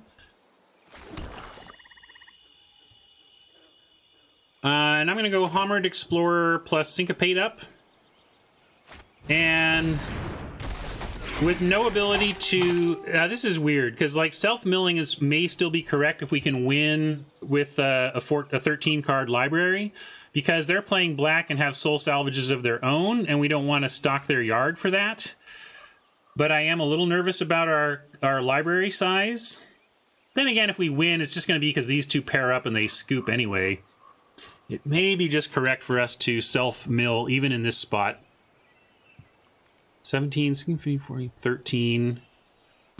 Yeah, I think it is. We really just don't want to... It takes a lot of discipline to risk that kind of play. But if we win our library size, it's going to be because of this, and our library size won't matter. And if we lose, it could be because we mill them something sweet to soul salvage, and I don't want to do that. Here we have a block on the Juggernaut and a block on the Mesa Unicorn. We take 3. As if they'll...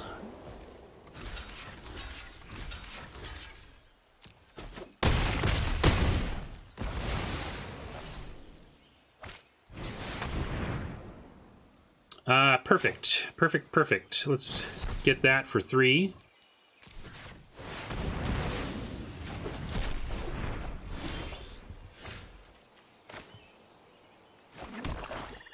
And let's see, we can go 1, 2, 3, 4, 5, 6, 7, 8. We can't Helm and equip. And we can't, but we can only 2-spell if we Helm an Arcanist, but Arcanist can't double block the Confessor, so we're going to play our 7. And hope that this causes them to stop attacking. See if they're splashing anything here. And if so, do they have it in hand? No, no splash.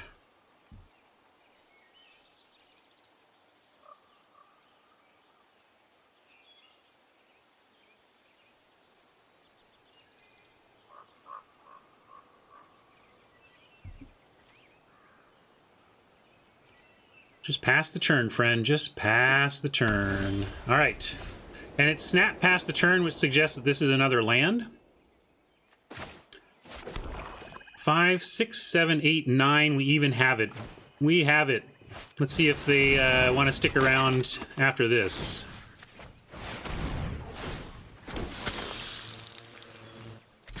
We'll send...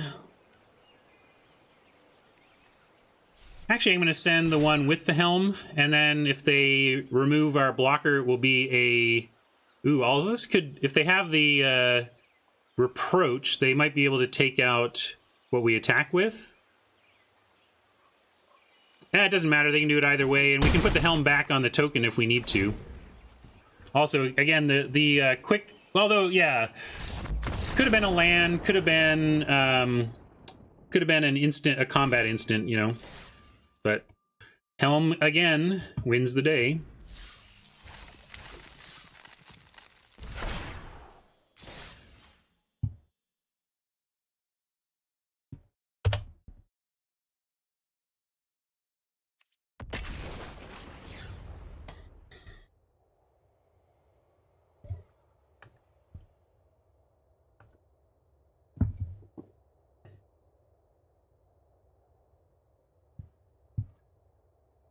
Deep down, you love it, Vaporkin.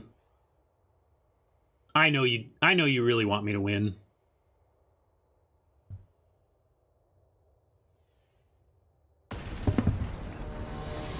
Oh, Helm would have been a brutal misclick.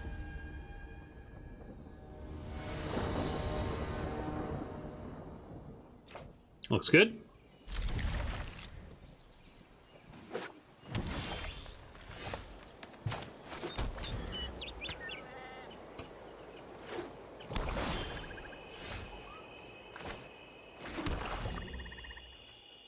Hopefully they don't do anything crazy here, and then we can move forward with a counterspell up. That's not crazy. And maybe sets them up to do something worth countering here. We'll probably counter just about anything of relevance. Yeah, that's worth it. Ideally, you know, your counterspells protect your locked down board state late, but I'm also not one to not use a counterspell where I have the mana held up. Like I just want to use counterspells. In this case, we'll see. They may do something worth blinking. Yeah. I'm gonna accept. I'm gonna get some tempo here. Send this back. We can take a turn off to wait potentially, depending on what we draw. So now we go, we have 6, we go to 5. If we cast Wait, we have to discard, which maybe is not the worst. We have the mana, we have the land even to spare for that, so I'm going to do it. But also, we have a Soul Salvage now, so getting stuff in the yard for Soul Salvage is solid. Although we didn't. Just milled a bunch of land, although also, that's not also the worst. That's also not the worst. Do we want to ditch a land here? Or do we just want to keep the land? We could like ditch the Arcanist, which is a pretty unimpressive spell, and we just may want to keep building our land. I did hear about that. I think that's great. I love to see taking shots at popular culture entertainment with the Magic brand. See if it works. If we keep the Arcanist... Yeah, I'm going to ditch the Arcanist. I think it's less valuable to us than a land here.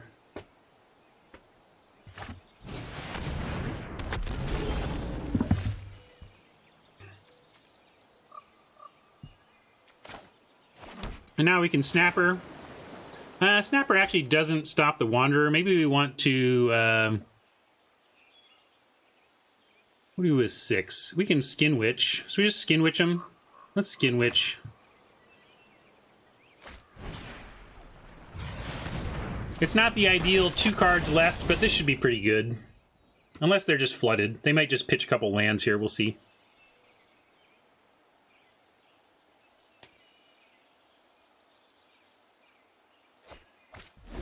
Got a couple of actual spells. One of them good.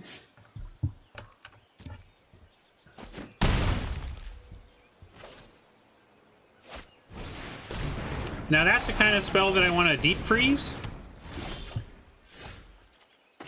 And we can eventually like play the Snapper and double block the Wanderer. So we're gonna take a big 10 total from this Wanderer, but hopefully we get to the point where we are then stable. We can't really double spell here. Oh, we can go Omnivore and Deep Freeze. So let's do that, or Explorer even. Not a ton in the yard yet, and 19 cards. So self-exploring could work here. Let's start on a deep freeze for Slimefoot.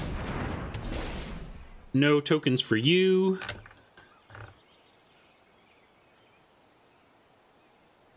And we don't have a good block, no matter which of these we play, so I'm going to play the one that sets us up for a good block the turn after.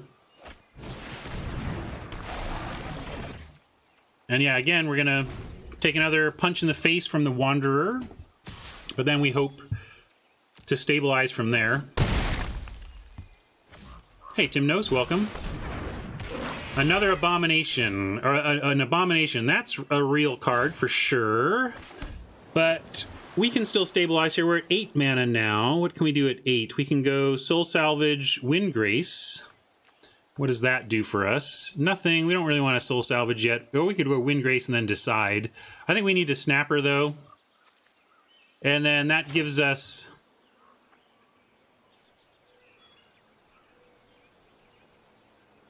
Yeah, let's Snapper. And we're going to have to trade off for... the Omnivore plus sack a Skin Witch to take out probably the Abomination and then play something else to trade with the Wanderer after that.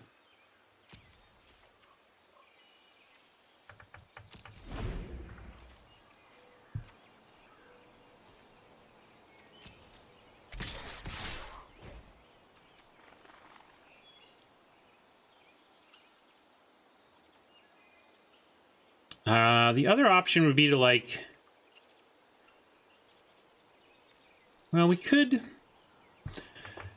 if we the trample is interesting because if we could also go like here. Let's take a look at what's like we can do this and this, sacrificing the Skin Witch to trade here. We could also even just sacrifice the Snapper and Skin Witch and live. Like, then the Omnivore lives, but then what are we doing? We're playing the Homerid and then setting up a double block? That also kind of works. And requires less Soul Salvage shenanigans. So I kind of actually like... I got one timeout. I'm going to use it here.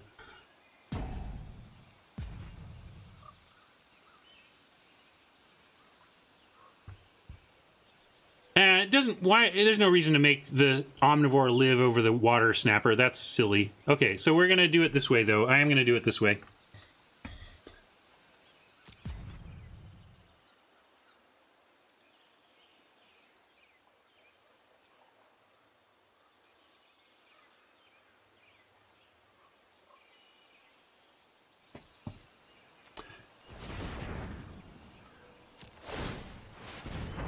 I like this. It keeps us at 10 life. Okay, well, that's a pretty big bummer, but at least, okay, we go to 5, and then we're deadish. All right, I think somebody finally got us here. That's going to be tough to come back from. We can play Windgrace and get to 8, though. So we're not dead. Not dead. And we can't really play Eldest Reborn. It's kind of a non-bow with deep freeze, unfortunately. But not dead. I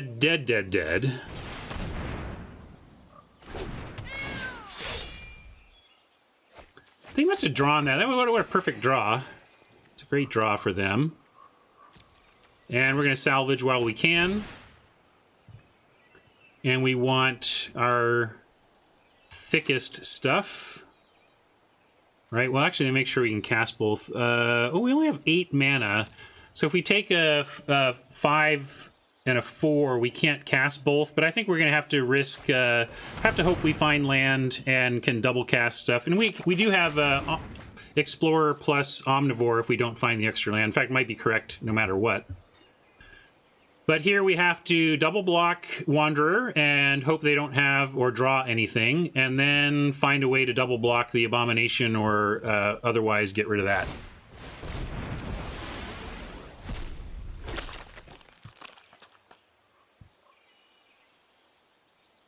They get some free damage from saps, but not enough to be lethal. But we are definitely up against it here.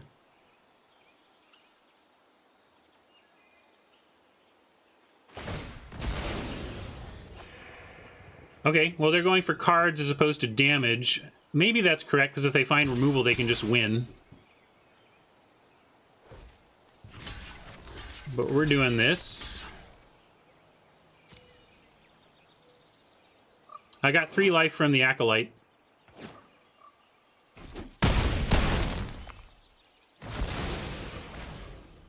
Come on, baby. Don't cast anything. Oh, that's ugly. That maybe does us in, because we don't have... Well, we have a chump. We have a block and... We have a trade... We have a 3-for-1 that we can do to ourselves. But we should do it with... Oh, no, we can go Omnivore, Explorer, sack Explorer after it blocks Abomination. Okay, we still got hope. Hope. And at 13 cards... Ooh, I really don't want to fill up their yard for fungal plots. I think we're in a similar situation where if we... 13, 12, 11, 10, 9... We go to 9 cards. 9 cards, which is effectively 9 turns. Can we win in 9 turns? I think we have to, because again, we just don't want to give them fungal plots fodder.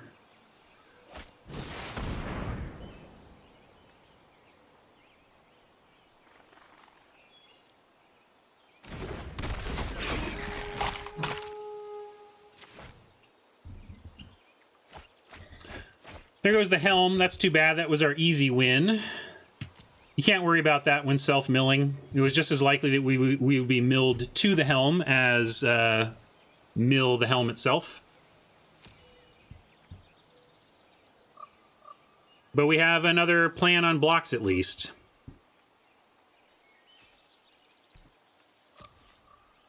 Don't know what we have to actually get through here. I guess we need Kazarov. Not sure we ever even want to play Eldest. I guess we do because we want to return something back, but it's going to be bad to give him Slimefoot in the graveyard, potentially. At the very least, they can make a sap out of it.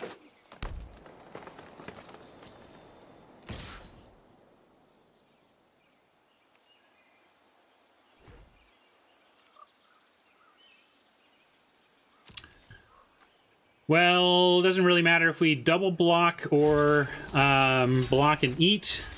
We'll start here.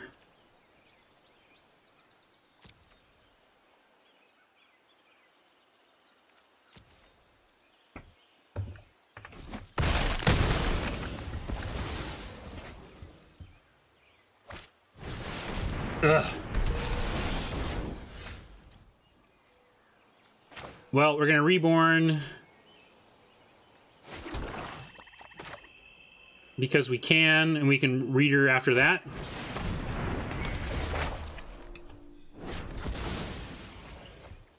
I think we're just dead here with this Gorger. It must be chumped. That makes a pretty good chump, though. We'll leave that on top. I think you just get to Kazarov, though. We just don't have much left in the deck, action-wise here. So kind of have to hope we survive until we can reborn something, and then that it's good enough. Like we reborn their Abomination to have Death Touch.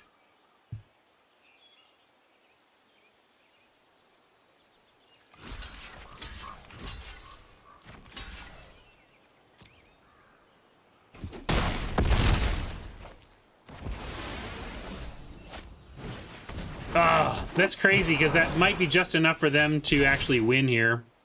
Like, if that was a blank, we had a chance. Although, I guess not, because they can just make infinite tokens from the graveyard. All right. Why did I mill myself, Vaporkin? Because we were going to win or lose within the 9 turns or whatever that would take place after self-milling ourselves. And they have a fungal plots in play, and we're at, like, 3 life. We cannot give them fodder to make 1/1 Sapperling tokens to kill us with. So...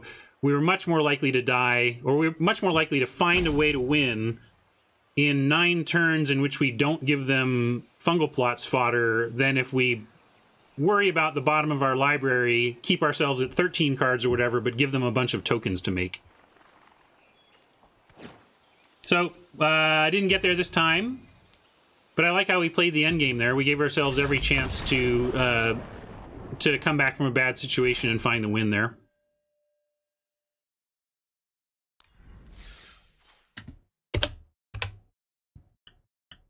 I don't mind losing when I feel like it was a tight game where I really played to our outs and gave ourselves every percentage I could come up with to find a way. I'd rather lose like that than win off of horrific punts. Because if you're losing playing perfectly, well, that's going to correct itself as variance unfolds. But if you're playing sloppy, well, variance will correct for that as well.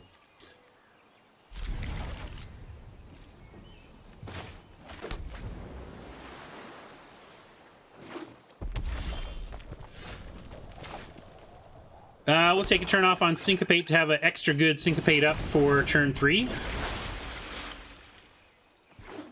Might not even need it. We'll probably just attack if there's a way. Alright, now we have an excuse to stay back on a... Oops, X of 3 Syncopate. I did know the last, but the only thing we had that was relevant to the situation was Kazarov, and he was too late. Hey, Barack Obama, you handed me my first loss, buddy. Well done. I was saying I was happy that we played to all of our outs. We tried to make it hard on you and played to every last one of our possible outs, but couldn't quite pull that one out. Good job.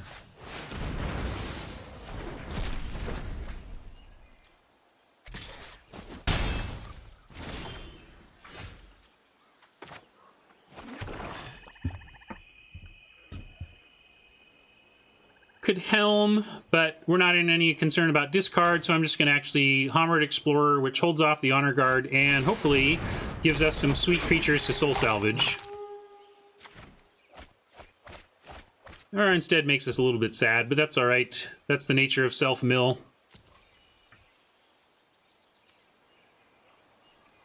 We'll go ahead and attack. I hope so, Barack. I'm trying.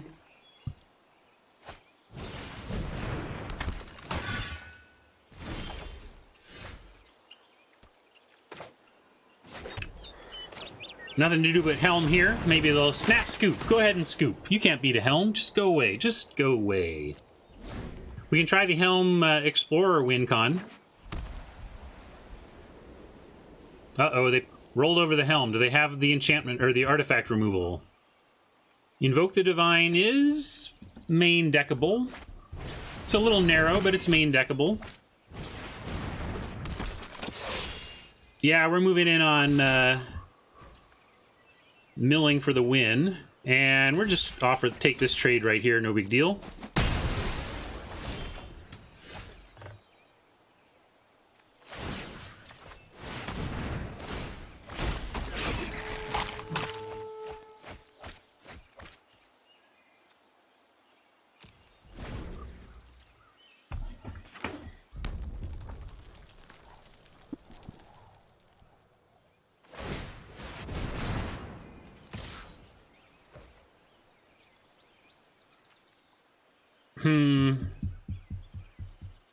I'm just going to take this one.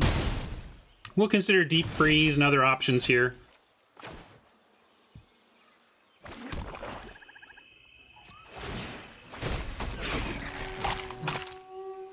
Let's see. There, yeah, we'll keep milling them. I think we'll get there on this.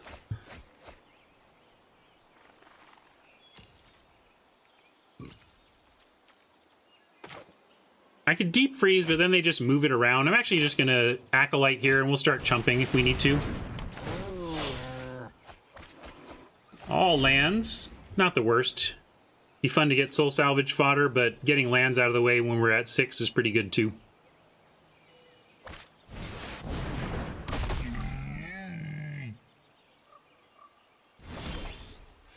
Yeah, we could also just double block.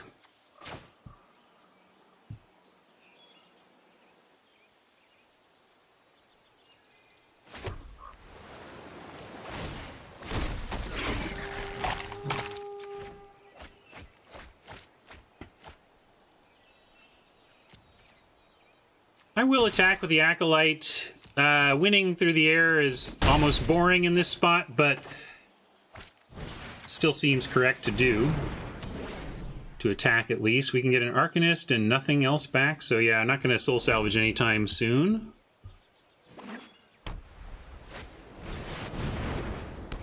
Ah, that's not bad. Let's see if they can get the Helm.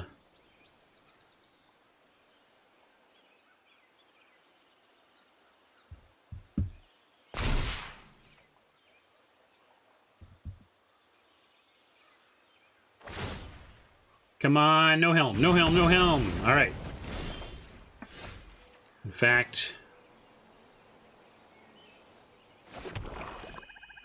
given that, do we go back towards and, you know, maybe we self-mill here and get the Acolyte and something else back? Interesting, because we might not have this Helm for long. Might only get one more activation out of it, in which case we're not getting there on milling per se. And if we self-mill, we get a nice... we get more... yeah, I'm going to do it on ourselves this time. So that we get better soul salvage targets.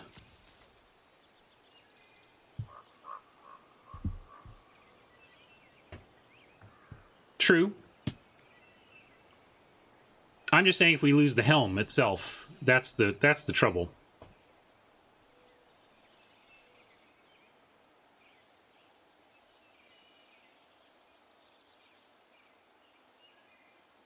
Argument for just also, this is only on their turn. We could also just swing in with everything. Kind of like that now, actually. Yeah. I'm in on attacking now. I just want, if the bombardment hits the 33%er and gets our Helm, we can't count on that as our milling win condition anymore. So let's just make him defend.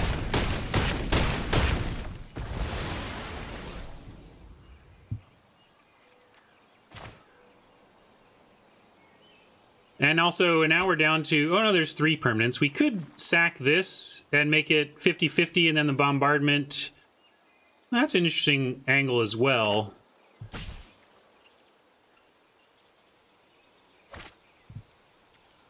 In a sense, it increases the chance that we lose Helm of the Host, but it's going to come down to a 50-50 anyway, even if we survive the next one. So we might. I'm actually going to do that. We're a healthy life total. I'm going to get rid of one of the permanents that has a bombardment counter on it. Ooh, and then that's nice. Yeah, sure, I like that.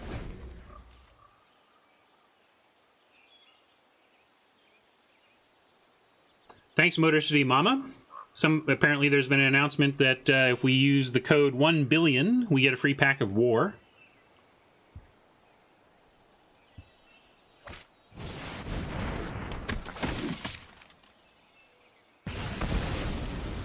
That's fair, Windraven. I have to do the full follow-up math there, but again, I kind of like where we ended up. And now we get to... Skin Witch the rest of their hand.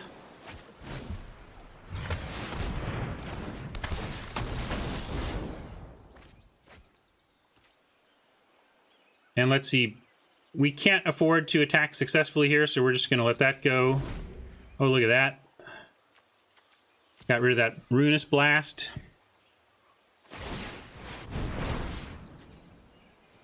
$11 to $11. Funny, we milled the heck out of them, but we're still... squaring off here. Doesn't have first strike, right? Okay, great. So we get to fungally infect Baird and get rid of him. Let's see. 8 mana. Ideally, let's see, let's send in 2. No, we can send in everything. It just means we don't get to cast the Wind Reader Sphinx this turn, but that's okay.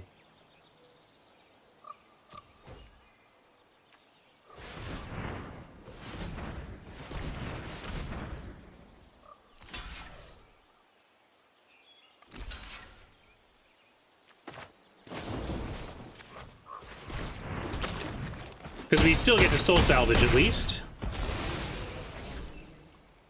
Yeah, you can find every code they've ever released on Reddit threads and whatnot, and if you haven't redeemed all your codes, you should just go through and redeem them all. Make sure you get all the free packs you can. Right on, Rachel Go. Thank you for the thanks. Gratitude is a powerful mechanic.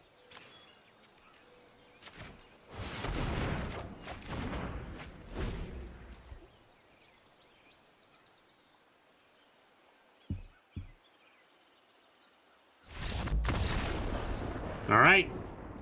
We got a foul to give on our way to 7 wins. Just need to win one of the next 2. That's pretty sweet.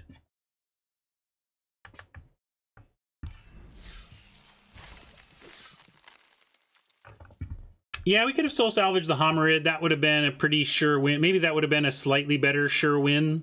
It felt like it didn't really matter as long as we got stuff back.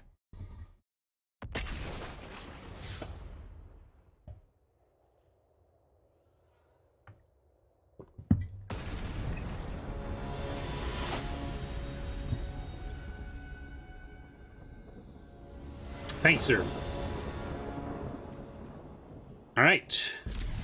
Turn 2 Knight. We're actually going to get on board with a creature on turn 2 with 2 power. Doesn't happen often in my decks in this format.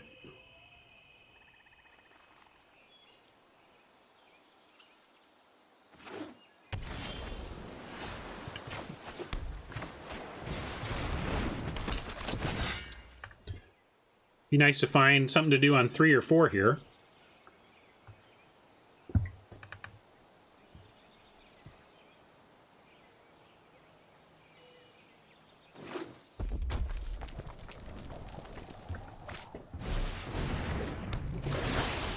Looks like red-blue wizards across the way. We did not find anything to cast, and the knight can't really make it through, but I'm going to put him to the test. If we had fungal infection, that would be a terrible block. Let's see if they're up for it. They are. Maybe we'll draw fungal infection and get to punish him next time. That's one reason I like taking those types of attacks. If they do call your bluff, you can really get them when you actually draw the card.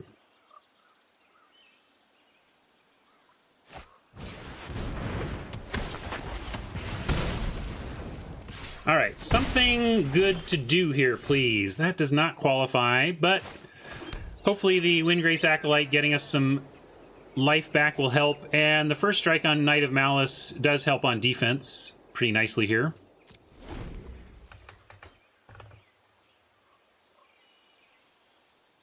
I'm going to throw a full control here so that if they cast something, there's at least a pause and we can pretend like we're considering syncopating it and then letting it go. I don't bother with full controlling too much, but you can pick your spots like this. You might as well. It's a simple keyboard click to throw a little curveball information at your opponent.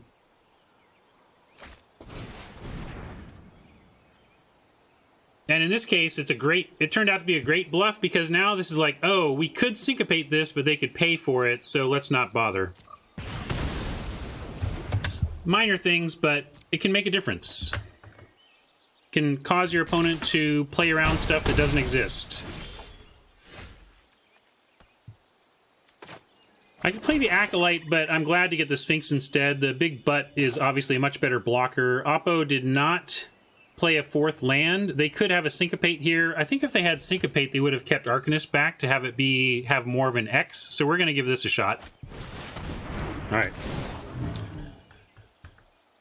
Kasparov, and we're 1, 2, 3, 4, 5, 6, and there's the 7th land. We'll probably get the 7th land after we wait of memory, though, so I'm going to pass on the land. Go ahead and take the Kasparov draw, and we can play Wait or Windgrace Acolyte for our turn 6. And we hope that they don't attack here. All right, stable-ish. We're going to self-mill with all the soul salvage, and I will wait instead of Windgrace. because we're just trying to play the control game. I'm not in a hurry to win grace and attack or whatever. I just want to fill up our hand. We put in a Miser's Mountain to queue. Just one in case it comes up late, but I didn't want to... And it's our 18th land as well, so we still have kind of a 17 land color reliability configuration.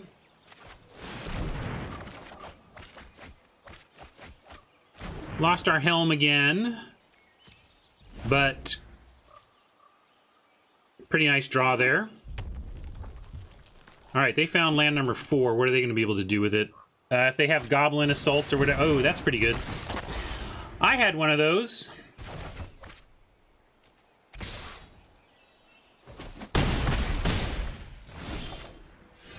All right, let's play Explorer and Thalid to get a bunch of stuff on the board here.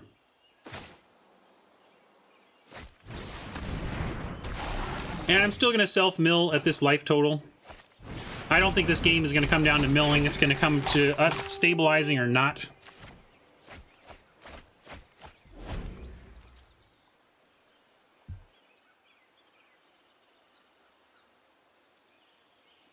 If they swing away with everything, we may have to take a 3 to try and trade for the other stuff. They could send in both just their 3/2s, in which case we would double block and accept both of those trades, hoping to then stabilize with our creatures in hand.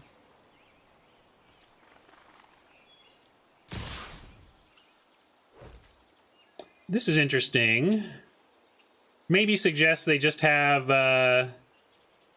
the extra point of damage. I mean, if they have a pump spell or like burn for our face, we're just dead anyway. So I'm actually going to take the greedy blocks and go to 1 because there's not like if we block somewhere else, like let's say we block here and we take 4 and we go to 3, we're dead to a lot of the stuff that we're dead at 1 on anyway. So I'm going to take the greedy block and know that we couldn't really beat a trick anyway.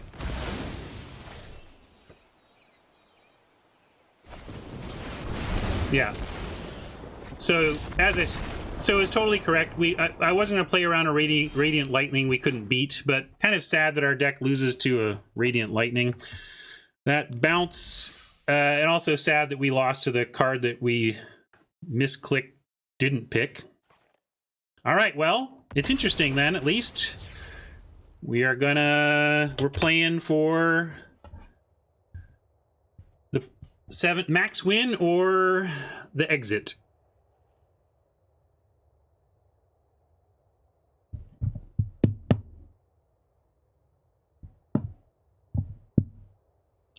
Motor City Mama asks, do you know if there are plans to bring Arena to other platforms? It depends on what you mean by plans. There was always an intent to bring Arena to as many platforms as possible, but plan to me implies that it's like on the roadmap and they know kind of roughly when they're going to do it, and that was never...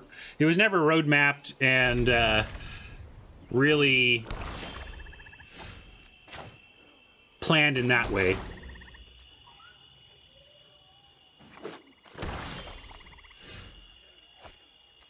All right, well, we drew our Helm this time. We've lost every time we've milled our Helm. So there's that.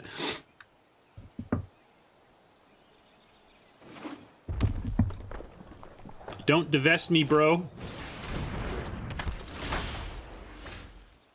Good, we got him to play early Chronicler to be defensive. I like that.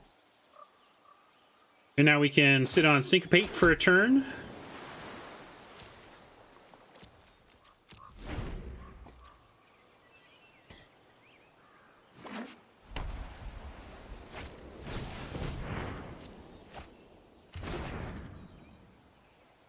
Cycling the Fury lets them know we maybe have something to do, but maybe they just don't have anything to do. That's fine, too. That's great. Now we get... oh, we could Helm here. We could Helm here. And maybe it'd be okay, because if they land a creature, we can blink it and then syncopate it. So I'm gonna land the Helm while we have a window and the Knight is there.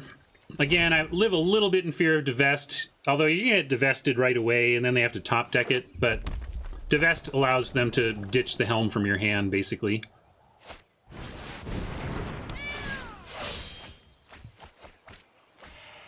Or we can also potentially deep freeze and keep up a 1-mana Syncopate.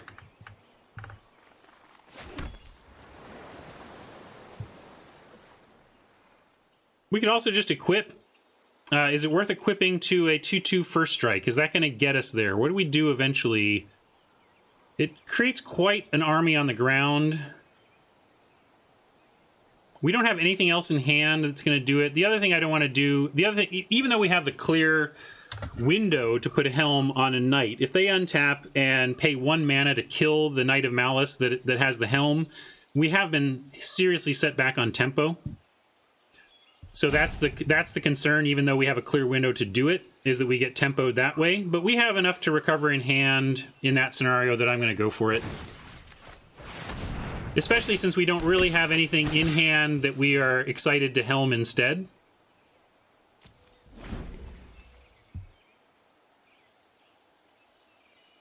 And it does force them to have something right now. Like, they got to deal with the helmed creature, or it does start to get away from them. So we're kind of putting them on the spot to both have the removal and spend their turn using it. Trouble is they're playing red, so they can frequently do it for just like a single red mana with the deal 2, the creature shock.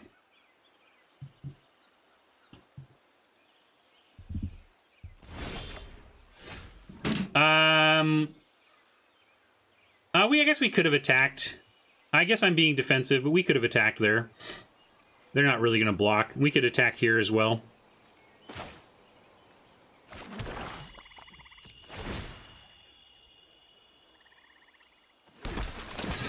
So let's start doing that now, especially now that we have Syncopate and Blink ready. Just so.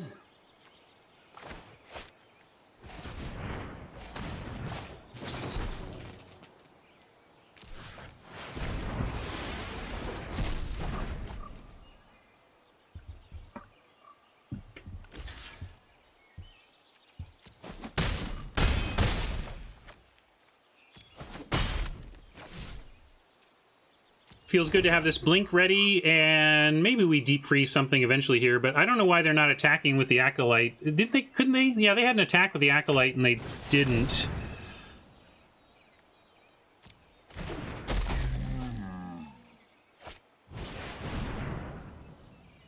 Oh. I was going to Blink the Cyclops, but maybe we blink the Windgrace Acolyte and freeze the Cyclops? Hey, ACC, how do you want me to say your name? AXPie? ACC Pie? However you would like your name pronounced, welcome. Glad you're hanging out. This is a good place for returning Magic players getting back into Arena. I'll get you up to speed on the latest. This is an interesting choice, though. We have a Hourglass, and I think I'm going to let this go to time. I'm going to let this resolve in any case. Maybe we'll see if they even want to bother attacking. Alright, yeah, since they're going to attack, I think that's wrong. We're going to go ahead and blink the Cyclops now and get through with a bunch next turn.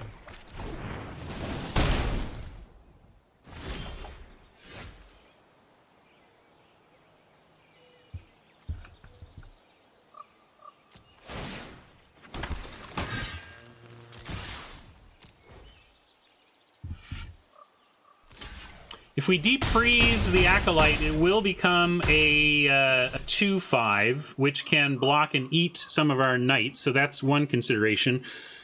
And maybe we can just let them think they're going to win in the air for a bit, even though we have this deep freeze at the ready.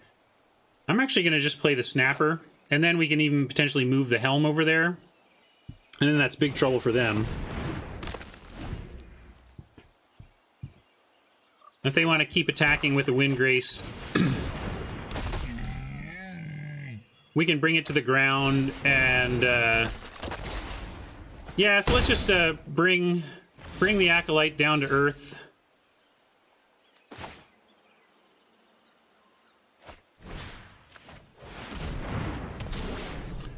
and stay back on Syncopate and going wide with Helm triggers.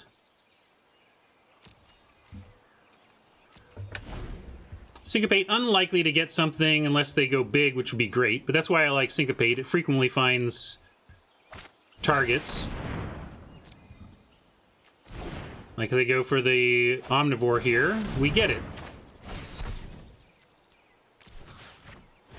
And again, that's also why I like Syncopate. Even when they're not casting 7-drops or whatever, there's so much recursive value that people with 10 mana will tap out on their 12th turn or whatever.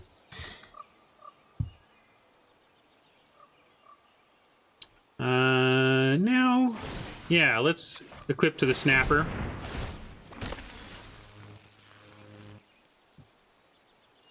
Let's see. If they block our biggest stuff, we get past with 8 unblocked. And we're at 10, though. How aggro to be here is the question. I don't think they have much. I'm going to be patient one more turn, I think.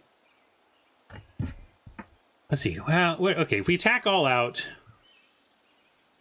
they put, obviously, this on this on, they eat something here, they chump here, they block another one of these, and then just literally 4 gets through for 8 damage, taking them to 5. One of the snappers is left, or both snappers are left in that spot, and we are only down like 1 knight. But then everything we have is tapped out, and they could find a way to come back and win on the crackback. So yeah, I'm going to say no attacks. We're gonna be a little more patient here.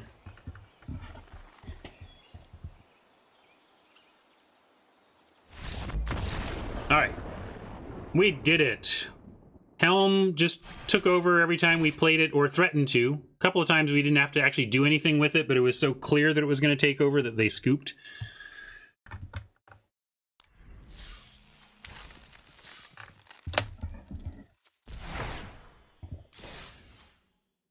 And nice, back-to-back max wins. We had a little stumble on Monday where we went 1-2 in a traditional, but we 7-1 on Friday, 5-1. No, I guess it was, we 7-1 Thursday, we 1-2'd on Friday, then we 5-1 yesterday and 7-1 today. So we're really on a nice roll, and most of it has been on our free-to-play account, so that's great as well. Let's watch these gems go up. Whee! Gems! Then we'll open these packs.